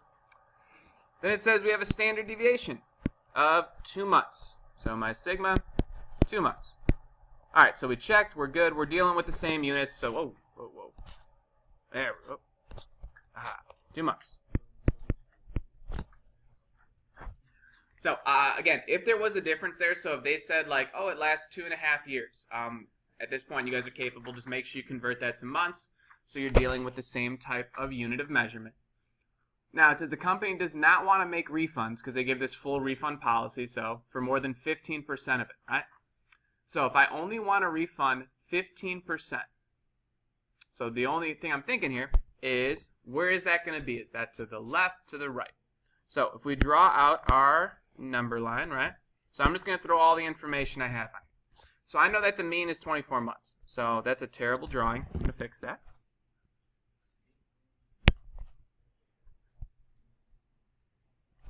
Okay, so our mean is 24. So I know that my middle number here, my mean, is at 24 months. Now, just like before when we labeled these number lines, when we go to the left, we subtract the standard deviation. When we go to the right, we add it. So if I have a standard deviation of 2 months, that means if I make one jump, I'm over here at 26, 28, 30. If I'm going to the left, I'm subtracting. So that puts me at 22, 20, and 18. Now, typically what you would have done last year when you worked through is you would have used the empirical rule, and magically the problems only ever asked you about whole numbers, right? So it'd be like, what 18 is the answer, or 20 is the answer. In real statistics, we're not always going to have a perfect amount of standard deviations. So here we don't want to refund more than 15%. So we refund basically means that it doesn't last. So if I make the guarantee of 20 months or 25 months, whatever it may be, I want to make sure that no more than 15% lasts less than that. So if we're thinking about what that means, if I want to make sure that it lasts up until that guarantee, that means I'm looking for 15% to the left. So I want a z-score somewhere where I have 15% is my max out, right? Because anything longer than that, then I'm good. So I can offer a guarantee where no more than 15% of things are going to fail. So I just put that z like arbitrarily in the middle there somewhere. I don't know what it is offhand. We're not going to figure out where it's between or anything. We're just going to kind of logic our way through this problem and then utilize the technology to solve it for us. So now we have our area to the left. So again, the rest of that, the labeling the line was just kind of visualizing where it might be. So now we're going to calculate that exact amount of months. So this is an example where we're not working with standard scores. So the previous examples we did, whether it's percentiles or whether it was z-scores, we had just a no mean and no standard deviation. So the only thing different here is we actually have to type these in. So if I'm working in the calculator, same thing, we're looking for how many months or the area to the left. So I'm going to go to inverse normal. Because I'm looking for this value. I'm looking for the number of months here, and that's what this line represents, of how long I should guarantee it for. So we want it 15%, so that's 0.15. And this time our mean and standard deviation are different, right? We said the mean was 24, so I'm going to type in 24. And then my standard deviation was 2. So again, what I typed in there is inverse normal, 0.15, comma 24, comma 2. And we go ahead and calculate. So you'll notice first off, when you type in a different mean and different standard deviation, you should probably get different numbers, right? We're probably going to get something a little different here than what we've seen in the past. So in this case here, we have our answer of 21.927. So let's go ahead and we're just going to round that to 2 decimals of 21.93.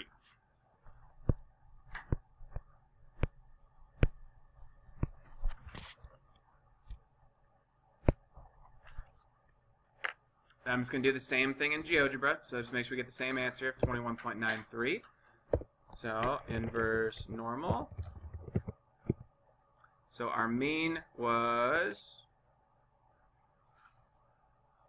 24, standard deviation was 2, and then we wanted that 0.15. And we see we get the exact same thing. So we got 21.93.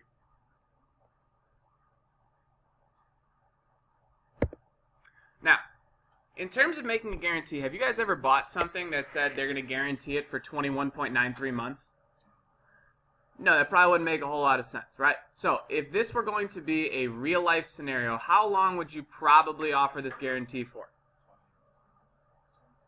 So there's 2 ways to think about this. If you're feeling generous, maybe you'd go up to 22 months, right? You're going to say, okay, I can give a little more than that 15% refund policy to make it sound better.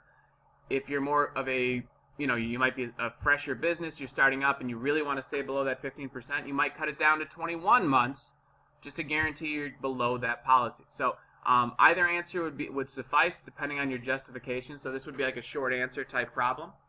If it was multiple choice, I would leave it for you guys to see there at that 21.93. I'm going to pause for a minute if you guys are copying any of that down. All right. On to our last slide for the day. Example 10.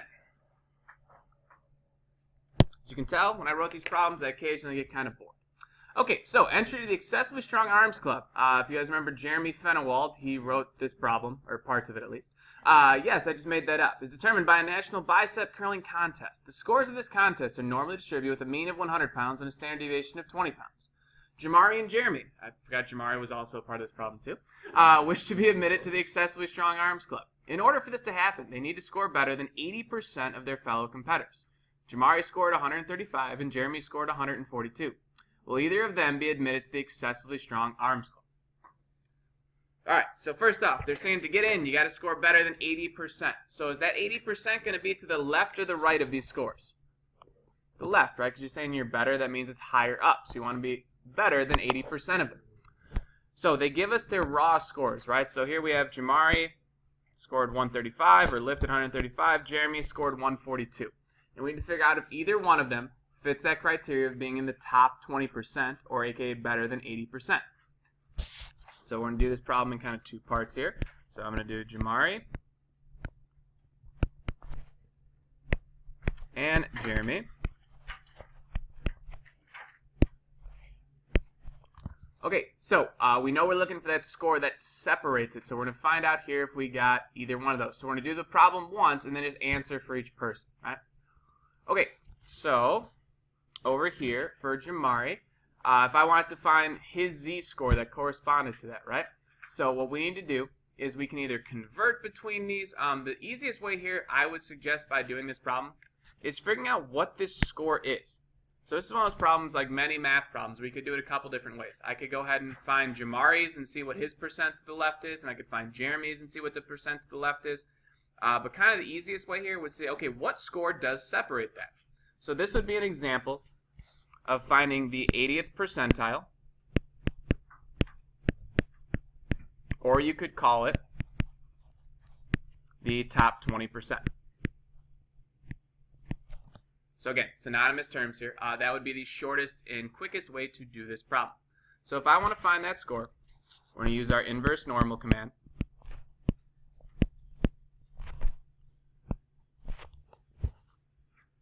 So I want 80% to the left, so I got 0.80.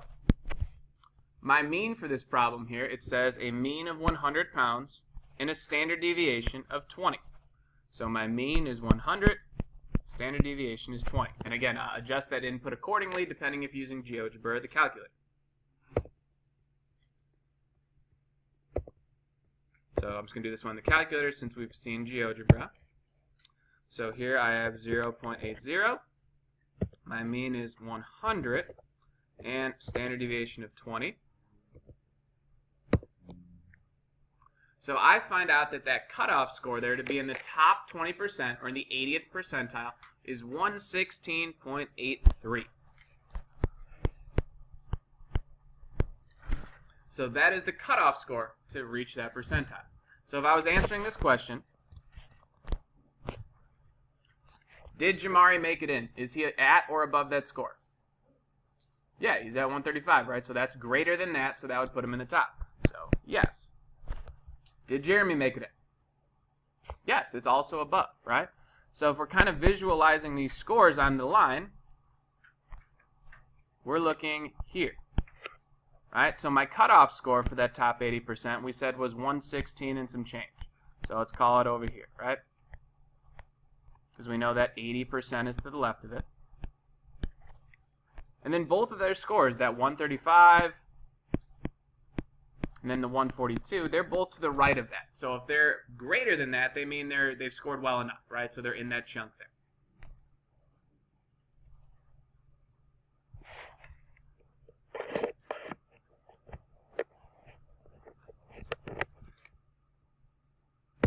All right, so just starting off with these different practice problems we're going to talk about here. The converting back and forth, so this was just using those formulas that we talked about. So for these ones, if I want to go from a z to an x, again, we can use either one of those conversion formulas. They mean the same thing, but the shortest and quickest one here.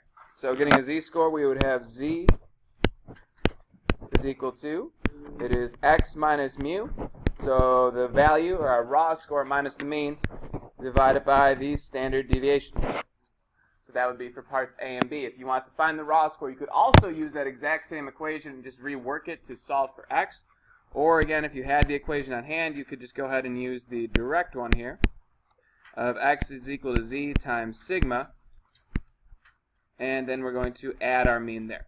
So again, either one of those works. So those are the two equations there that we would utilize for 14 as well as 15. And they give you the mean and standard deviation respectively in each of those scenarios. All right, the ones we really should talk about here are 16, 17, and 18. So it's interpreting z-scores. So we didn't do any formal examples with these, but we did talk about the uses of them. So again, z-scores are utilized to compare scores from two different populations to see who did better relative to their class or relative to their group or their population. So if we're looking at this first one, we have score of 40 from a distribution with a mean of 50 and a standard deviation of 10. So you can label a z whatever you want. So this is giving me group I and double I. So if I was going to compare these, I would find z sub I, and then I'd find z sub double I. And then to compare, so how did the two scores compare relative to their respective distributions? So it's saying who did better, assuming they're from a given group. So for this one, if I want to find that one, I would do my x minus the mean. So I would do 40 minus 50 and divide it by 10. So 40 minus 50 is negative 10 divided by 10 would give me negative 1. For the next one here, we would do 45 minus 50, which would give me negative 5 divided by 5. And I would also get negative 1. So when two z-scores are the same, that means they did equivalent no matter which group they came from. Again, because we get the exact same calculation there. Now, if one was higher than the other, so when we think about that z number line, the mean, anytime we're dealing with z's, is always going to be 0. Which means if I get a positive z-score, I'm above the mean. If I get a negative z-score, I'm below the mean. So the more positive or the greater the value of a positive number, the better you did compare. Same thing, if someone had a negative 0.5 and someone had a negative 1 for a z-score, then the negative 0.5 would be better. So the higher you are up on that number line, the better you did compared to the rest of the people in your group or distribution. 17, very, very similar to the one we just did. Here it's talking about Raul received a score of 80 on a history test for which the class mean was 70 with a standard deviation of 10. He received a score of 75 on a biology test where the class mean was 70 with a standard deviation of 2.5. So it's saying which one did he do better on relative to the rest of the class. So even though he got an 80 on a history test, it may turn out that relative to how everyone else performed, he may have scored better on that biology test. So what I would do here is find two z-scores. So you call it ZH for history and ZB for biology, or whatever you want to call it. That's just shorthanding that kind of makes sense to me. You'd find each one, and the higher z-score would be the test he performed better on. Looking at 18, so here we're given everything. When we read through this, the scores on the comprehensive final exam were normally distributed, and the z-scores are shown below. So these are already converted to z's. So for part A, scoring above the mean just means their z-score is positive. Scored on the mean, that would be a z-score of 0, because again, when we have z-scores, the mean is equal to 0. Below the mean would be the negatives, and then part D here was just converting back to the raw scores to see what those corresponded to. Alright, so we look at z-scores when we're trying to compare two different populations, or if we're trying to find a criteria for success. So how we did these last two examples here, such as this one, we're trying to see refund policies, so how long they should make it so that we don't refund more than a certain percentage. Or example, on slide 26, example 10 here, seeing if you're going to be admitted to a certain club or a certain society, whatever it may be. If you were to see something about a cutoff score to make it into something, that might be another problem here where we'd use the same approach. All right, last thing we talk about in this unit is finding area, probability, percentages, and likelihood. So it's a really annoyingly long title on this slide, but those things all are synonymous terms. They mean the exact same thing. So if a problem asks me to find the area under the curve, it asks me to say what's the probability that between 1 and 5 eggs are hatched. If it says what's the percent chance of this occurring, being the average being greater than 10, whatever it may be, or if it says the likelihood, those are all different ways of saying the same thing. So when we solve a problem along the lines of what are the chances of, regardless of what synonymous vocabulary they use to ask the question, we're doing the exact same thing. Again, just the idea here, knowing that those different terms mean the same thing, they should all be familiar to us from our probability unit 3. Alright. Okay, so what we're studying right here is the normal distribution with sigma, the population standard deviation. So that symbol you hear me refer to as sigma or standard deviation, it's coming from the population. That's the only one we're doing in this unit. So in these types of problems, similar to the last two examples we worked through, we'll be given information about the population. Key idea here again, whenever we know our first step in this unit is to determine are we dealing with a binomial or are we dealing with a normal problem. So normal distributions give us things like the mean and the standard deviation. If you do not have a mean and standard deviation, it is by default a binomial problem in this unit. So again, binomials are number of successes. There's two exact outcomes. You either have a blood type or you don't. You either pass a test or you fail. So if it's broken down into a success and failure, that is binomial. Here, the mean and the standard deviation are given to us. Another thing here, this kind of is more useful in our next unit. Nowhere in these types of problems are we told anything about generating our statistics based from a sample. So when we work with these types of problems, they're not going to give us a sample size. It's just going to be kind of, they're going to give us just the information we need with that mean and standard deviation. And just a side note that'll make more sense next semester, our calculations of probability are very different when working with populations of our samples.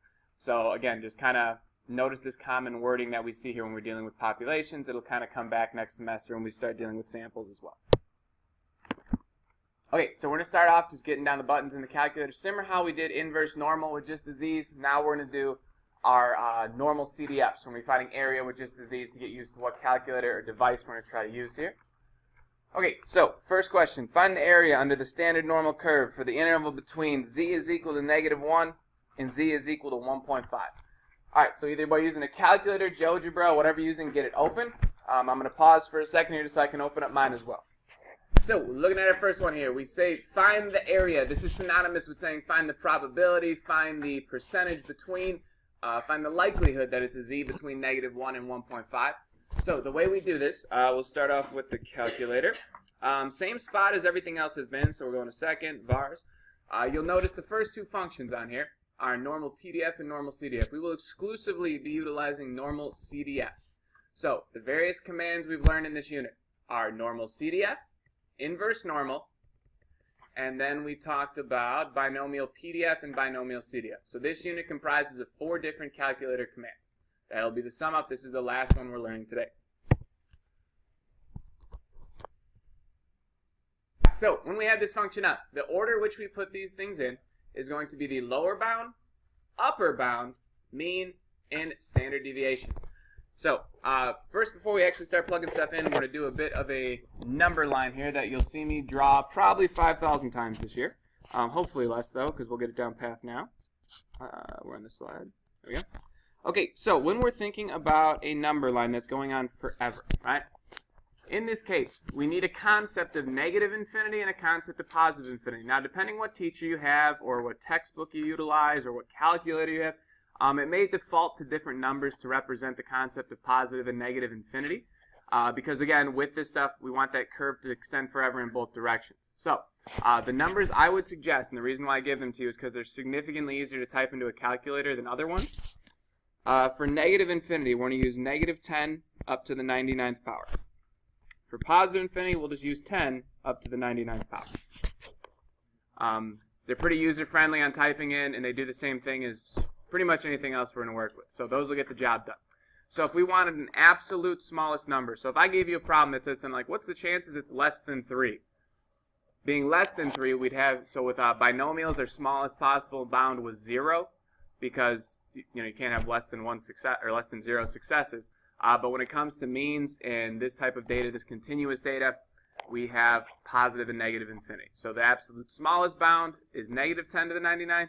Absolute biggest, positive 10 to the 99th. All right, so let's go ahead and start off with this one first here. So I'm going to type all these out. When I write these up, like the solutions, it's going to look like how I did binomials. So again, for each of you, that question is going to be a little different, depending on what technology you're utilizing, but just kind of like a common notation for numbers.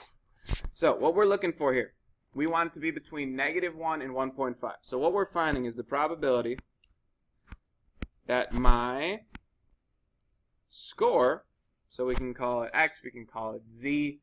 I'm just going to go with x. So we're looking for the probability it's between these two. Actually, let's go ahead and just call it z. There's no typical way to do this. I like just to use x just because that's our go-to variable kind of here. So we're between those two numbers. Now, when I'm thinking about how to type this in, since we're finding a probability, an area, likelihood, a percentage, we're going to use normal CDF. So I'm just going to abbreviate that as NCDF. So similar to how we did binomial CDF in the same abbreviation. So we're going to put our lower bound. So here our lower bound is -1. Our upper bound is 1.5. And just like when we did inverse normal, when we're working with z's, we know that our mean is always going to be 0, and our standard deviation is always going to be 1. So anytime we're given z scores, we're told it's a z, that's what we input for those. So then I have my mean, and then my standard deviation. So we're going to actually go ahead through here. We'll write up the commands first, and then we'll go ahead and do each of these examples in a calculator. So we'll come back to this one. The next one, we have find the area under the standard normal curve over the interval between z of -3 and z is equal to -0.5.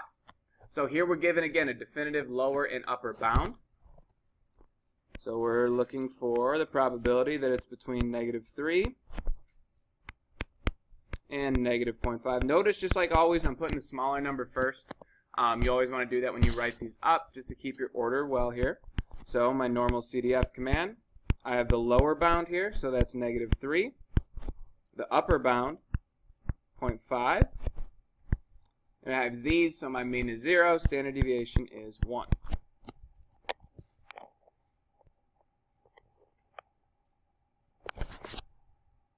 So the between ones are really easy. There's no real thought going in there. Just low number, high number, mean, standard deviation.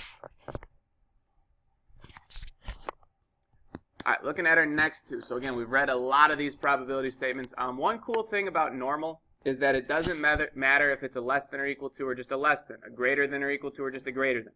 Since we have continuity between our numbers, we don't have to do like how we did with the the binomials, where if it was like you were rewriting something, if it was greater than or equal to or just greater than, those were different things. With normal, we don't have to be concerned about that. All right, so what we're going to do for these two here, since we don't have a lower and upper bound, I'm just going to draw a quick sketch of a number line just so we can kind of think our way through it. So when I'm reading this one out loud, I want the probability that z is less than or equal to 2. So I have one number I'm given, right? So my absolute smallest thing I could have is here. Absolute biggest thing is here. Now, if I want less than or equal to 2, am I going to go to the left of 2 or to the right of 2? Which way is the less than 2? The left, right? So that means that I want this portion of the graph. So my lower bound is here. My upper bound is here. So for this one, we have normal CDF. Lower bound is negative 10 to the 99th. So that's just saying like it's going all the way to negative infinity. But the calculator can't do that, so that's the number we use as a placeholder. My upper bound is 2. And we're working with z's, so my mean is still 0. Standard deviation is still 1.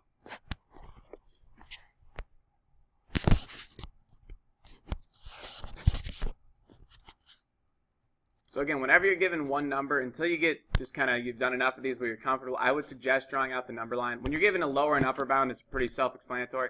But a lot of people make mistakes when it comes to this. So again, a number line is always useful. So here I'm given one value, so I'm going to go ahead and sketch out a number line here. Throw my absolute biggest and smallest thing on there, just so I can visualize it.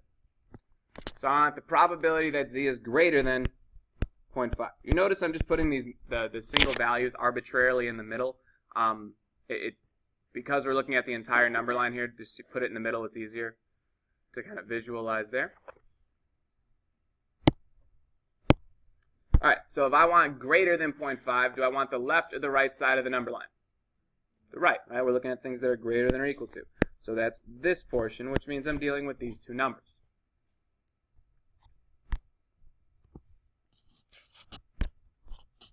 Oh, 1 second. Step the zoom.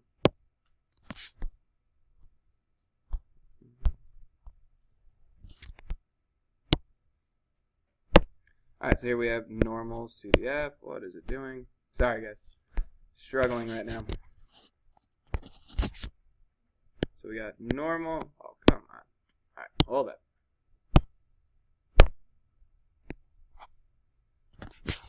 Alright, so let's see if my pen's going to work now. Nope, it's still not. So we're just going to go ahead and draw this with my hand and hope for the best. Okay, so we have, it's just not letting me write it. Okay, I'm going to verbally say this one. This one would be normal CDF, parenthesis, 0.5, comma, 10 to the 99. And then we're still working with z's, so comma 0, comma 1. So again, it's just putting it in the same type of bound. It would be NCDF, parenthesis, 0.5, comma, positive 10 up to the 99th, comma 0, comma 1. Again, the last thing on this slide is just a thing we just talked about there, so we use these to act as negative and positive infinity, those values there. All right, let's get to typing these in the calculator. Okay, so if we're starting with the calculator, we got our normal CDF brought up. So if I want to do this first one, I would just type in -1, comma 1.5, comma 0, comma 1.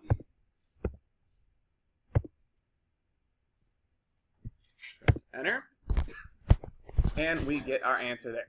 So the probability that it's between those two z-scores is 0.7745. Again, when on your guys' exam, it's to enough decimal places where you'll be able to clearly identify which one is correct.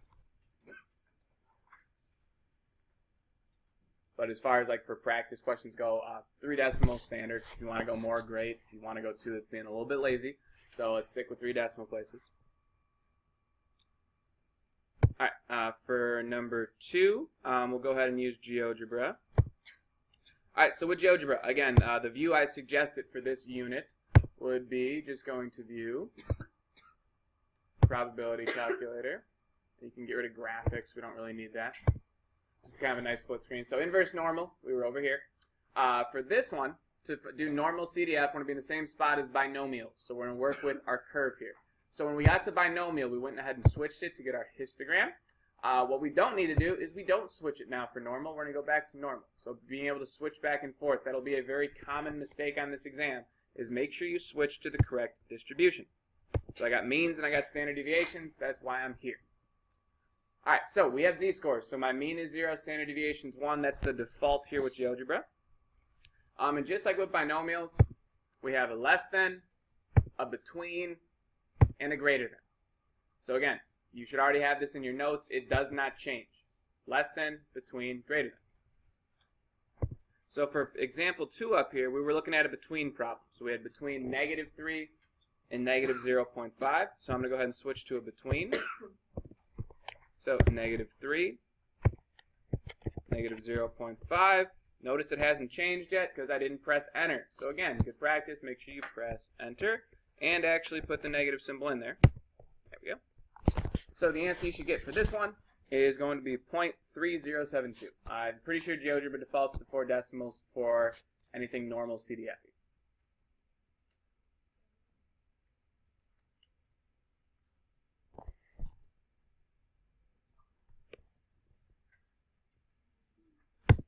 All right, let's take a look at these next two here. So for the first one, we were looking at less than or equal to 2. So here was our command. If you have a calculator, you can go ahead and type this command in directly. Same thing if you're working with the TI Inspire. It does the same thing of lower and upper bound. I'm going to show these two in GeoGebra because I'm writing the workout exactly how you would type it into a calculator. So for these two, we're just going to work with GeoGebra because it's a tad bit different. All right, with GeoGebra here, so I'm looking at my problem. I want it to be less than or equal to 2. My mean is 0, standard deviation is 1.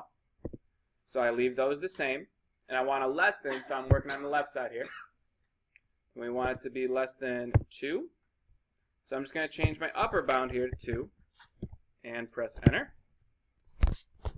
So there's my probability there. So the probability that it's going to be less than or equal to 2 is 0.9772. So again, if you're using GeoGebra, the work you show may be a tad bit different, which is totally fine to me as long as we're getting to the same spot. Key idea when you're using this program is to know that it's less than, between, greater than. And again, with the calculator, you would literally type it just as it looks here. So we'll do one of those real quick here. So normal CDF. My absolute smallest number, so it would be -10 up to 99, comma 2, comma 0, comma 1.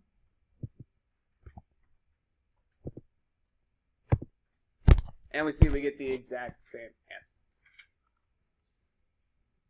So again, no matter which methodology you're using, you'll get to the same spot. Let's do this greater than 1 as well in GeoGebra. So the only difference here, I'm looking at greater than 0.5. So I'm going to switch over to my greater than symbol. And I want to be greater than 0.5. Press enter. And we're good to go.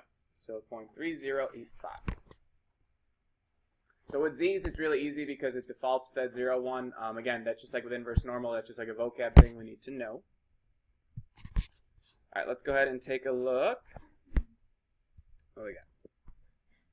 3 slides left of our entire first semester notes. Okay, so let's see if my pen's working first off. Come on.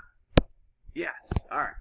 Okay, so for this one, we have the incubation time for macaw eggs. Macaw's eggs. There should be like an apostrophe in there or something, or just macaw. Macaw eggs is normally distributed with mean of 20 days and a standard deviation of approximately 3 days. Assume 5,000 eggs are being incubated. So, information that we're given in here. We know that our mean is 20, and our standard deviation is 3. So I check they're both in terms of days. So I don't need to go ahead and do any weird conversions from like days to hours or weeks to days. So I'm good there. I can just leave them as the way they are given. Now, this other bit here is I'm given a population. So I'm told how many are in there. So I know that this 5,000 is going to come into play at some point. All right, so for our first question, we have how many chicks do we expect will hatch in 19 to 27 days? So notice here, they're not necessarily asking us for a percentage. They're not saying what's the area of eggs hatching, right? They're asking how many. So this is going to be kind of like a two-step problem. So the first thing we need to do to figure out how many of them are going to hatch is figure out what that percentage is. So here's an example where we're going to use normal CDF. So we need to figure out how many, what chunk of a population is going to hatch. So we're going to find the area or the probability first. So the way we would do that, we're looking at between 19 and 27 days. So I got my normal CDF. I'm given two numbers. It's a between problem. So my lower bound is 19. My upper bound is 27. And then now we don't have z-scores because we're talking about our raw data here. So we're given a mean and standard deviation. So instead of 0 and 1, we're going to put our mean as 20. And our standard deviation is 3. So same thing, really similar to what we did with z's. Just the mean and standard deviation are different. Now, before we go ahead, I'm going to have you guys get used to doing this kind of all at once if you're using a calculator just for good practice. GeoGebra, you can't do it all at once. So it'll be like a two-step problem for you. But with this one, I just want to get used to the idea of not having to round as many times. So for this one, when I calculate this, I'm going to get a decimal. It's a probability, right? So what would I do, bless you, with that probability, that decimal, in the number 5,000? So I have the probability that it's going to happen, and then I have the total number. How would I figure, of that population of 5,000 eggs, how many of those eggs would hatch in this interval? What would I do with these two numbers? This question's asking is what percentage of those 5,000 eggs are going to hatch? So the way we do that is we find our probability, and then we go ahead and multiply that by 5,000. So this would be how to type it in all at once into the calculator. I'm going to do it both ways. I'm going to do it in a two-step and a one-step here. So when you're given it with a set population, so of these 5,000, how many are actually going to hatch, or how many are going to fail, or whatever it may be, that's where we multiply these out. So let's go ahead and write each of these out first, and then we'll solve them actually. For the next one, we have how many chicks do we expect in more than 22 days? So here we have normal CDF. If I want to be more than 22, is 22 going to be my lower bound or my upper bound? So think about it with a number line, right? So I got my absolute smallest thing, my absolute biggest thing, and I'm looking at the number 22. If I want to be more than 22, am I looking at the left or the right side of that line? Right side, right? Because we want more than 22. So that means the lower bound is going to be 22. The upper bound would be positive 10 to the 99. And then my mean and standard deviation, they haven't changed. It's just the same problem, different part. So that's finding the probability, or the percentage, or the proportion, the likelihood that the chicks will hatch in more than 22 days. And then to find the actual number, again, we have a percentage and we have a population. So to find the actual number, we'll multiply it by 5,000. Yeah.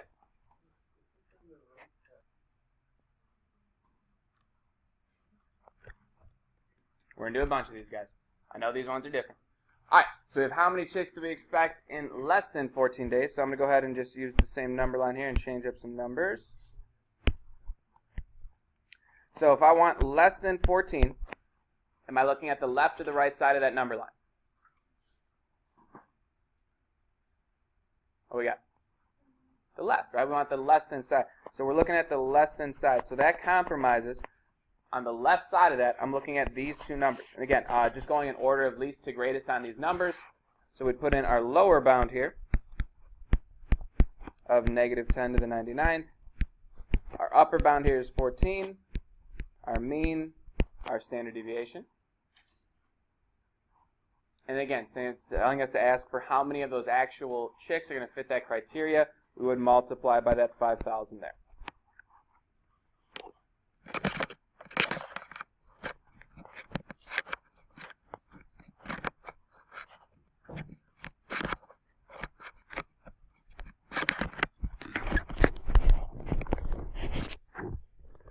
So let's go ahead and do these real quick here. So in the calculator, again, you would literally type exactly what I showed you there. So if you're utilizing a TI-83, we'll do the first one together in there. You just type it exactly how it looks. So normal CDF. Let's just do, here, we'll do the third one here. And in this one, just because it's got the weird negative in there, right? So negative 10 up to the 99th.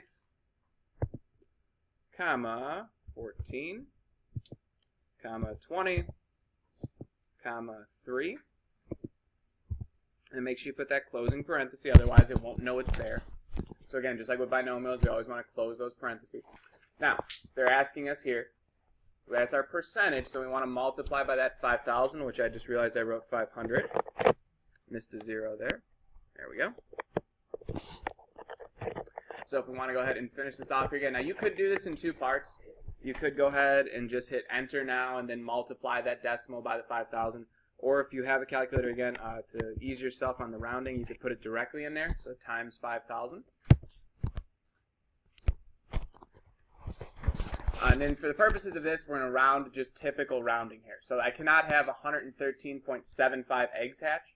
So this one, I answer the question is approximately 114. So just typical rounding applies here.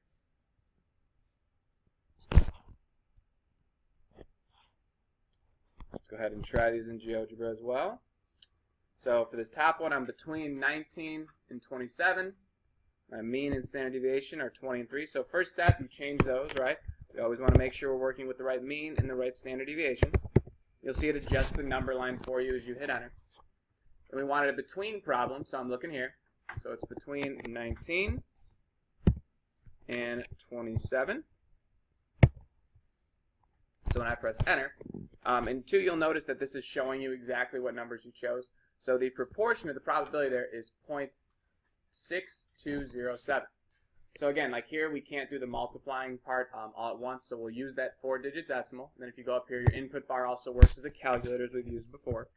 So 0.6207, Shift 8 works as times, or you can use the keyboard to input it. But again, if you want to get this the time symbol, it's Shift 8. So times are 5,000.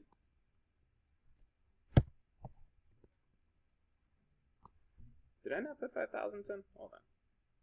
Sorry guys, totally confused myself there. Thought we were doing the same problem, but no, we're doing a different one.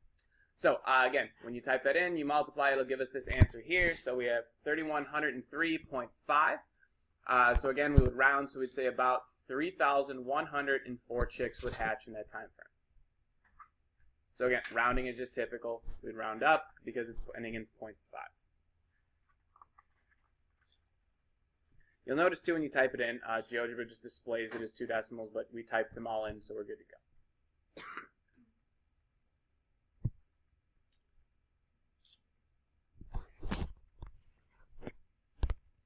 Alright. So again, if you're using the calculator, you type it in just how it looks. If you're using GeoGebra, it's just picking the less than, between, or greater than, and multiplying to the side there. Go ahead and look at 2 more of these examples here.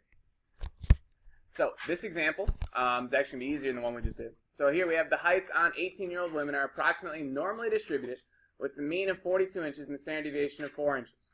What is the probability that the height of a woman selected at random is between 37 and 41 inches? Guys, this is just a heads up. This is literally, these are totally ridiculously wrong numbers. Let's, for the sake of common sense here, let's change these a bit, right? So let's make this say like 52. And then let's go 47 and 51. Just for some semblance of moderate accuracy, like those were nowhere close. That was like saying the average height of a woman was like 3 feet tall. So we're not going to do that. That doesn't make sense. All right, let's go ahead and solve this now. So the key idea here is doing what is the probability. So since we're just looking for a probability, you'll notice here we don't have a sample size. So it's not saying in a population of 5,000. It's not saying of 100 participants. All right, so since we're just dealing with the straight up probability, here we're just going to utilize normal CDF, and we don't have to multiply by anything. So I have normal CDF. So I'm looking at between 47 and 51. So those are my lower and upper bound respectively. So again, the between problems are the easiest. There's no typing in positive or negative 10 to the 99th. It's just giving you the lower and upper. My mean is 52, and my standard deviation is 4.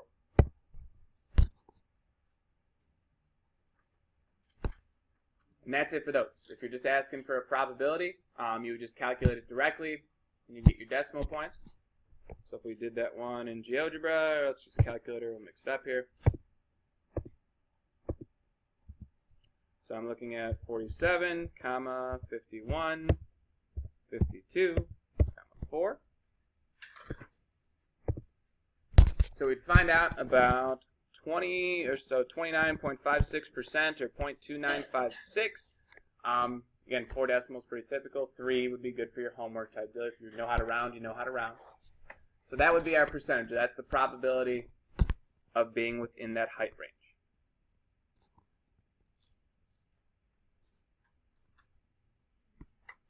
All right, I'm going to do one more together. Okay, so this is another one where it's got like 3 parts to it here. So this would be about as hard of a normal CDF problem as we're going to get.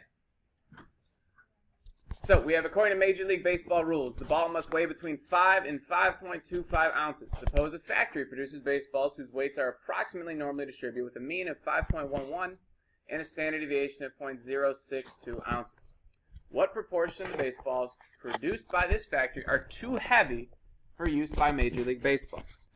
So what this problem is trying to give us a little more challenge with is we have to interpret the wording, right? So it tells us that we're okay to use the ball if we're between these 2 numbers.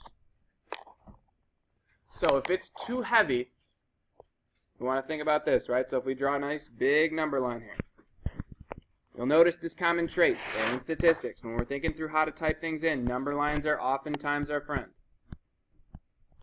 So what the problem tells me is that it's cool, the ball is acceptable if it's between 5 and 5.25. So the only balls that are acceptable to use are in this range. So if it's too heavy or too light, they are not able to be used. They're rejected. They're probably sold off to some other baseball group, right? Okay, so if they're too heavy, now we're not going to consider this middle part of the number line, right? The squiggled in blue part there, because those are acceptable. Those are the ones we're using. So if they're too heavy, am I going to be on the right side or the left side of that number line? The right side, right? Too heavy means bigger. So this would be too heavy. And then what would the left side represent if the right side's too heavy? Too light.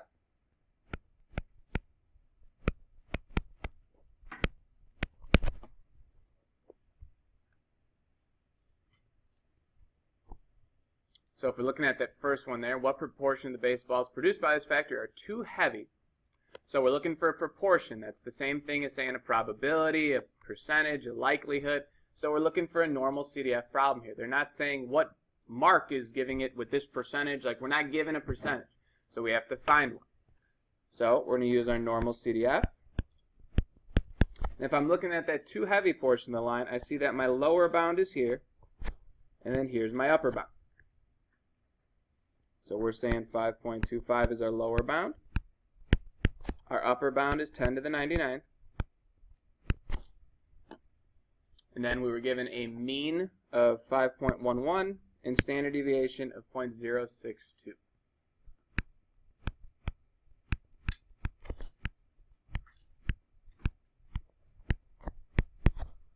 And we'd utilize our calculator there to get to the final answer.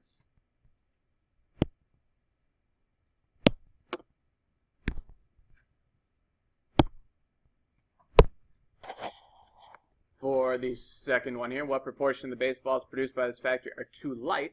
So there we're looking at the left side of our number line. So the 2 numbers that comprise that are my 5 and my negative 10 to the 99th. And again, when we put lower and upper bounds in, we're just thinking of order from least to greatest. So we just go in the number line order there that they're written in. So we would have normal CDF, negative 10 to the 99th, positive 5, and then our mean, and our standard deviation.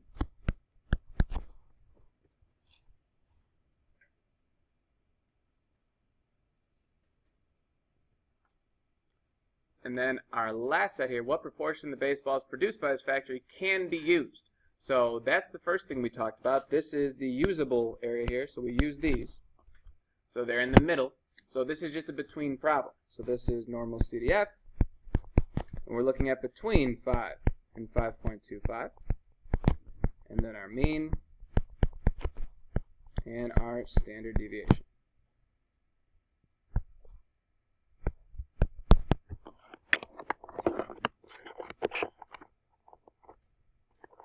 So, advice. The only way to get really, really comfortable with these problems is A, don't be afraid to draw a number line.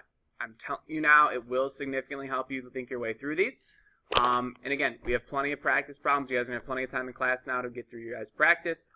Just really zone in on that. And if you have questions, make sure you're asking them now. Let's not wait till the day before that test.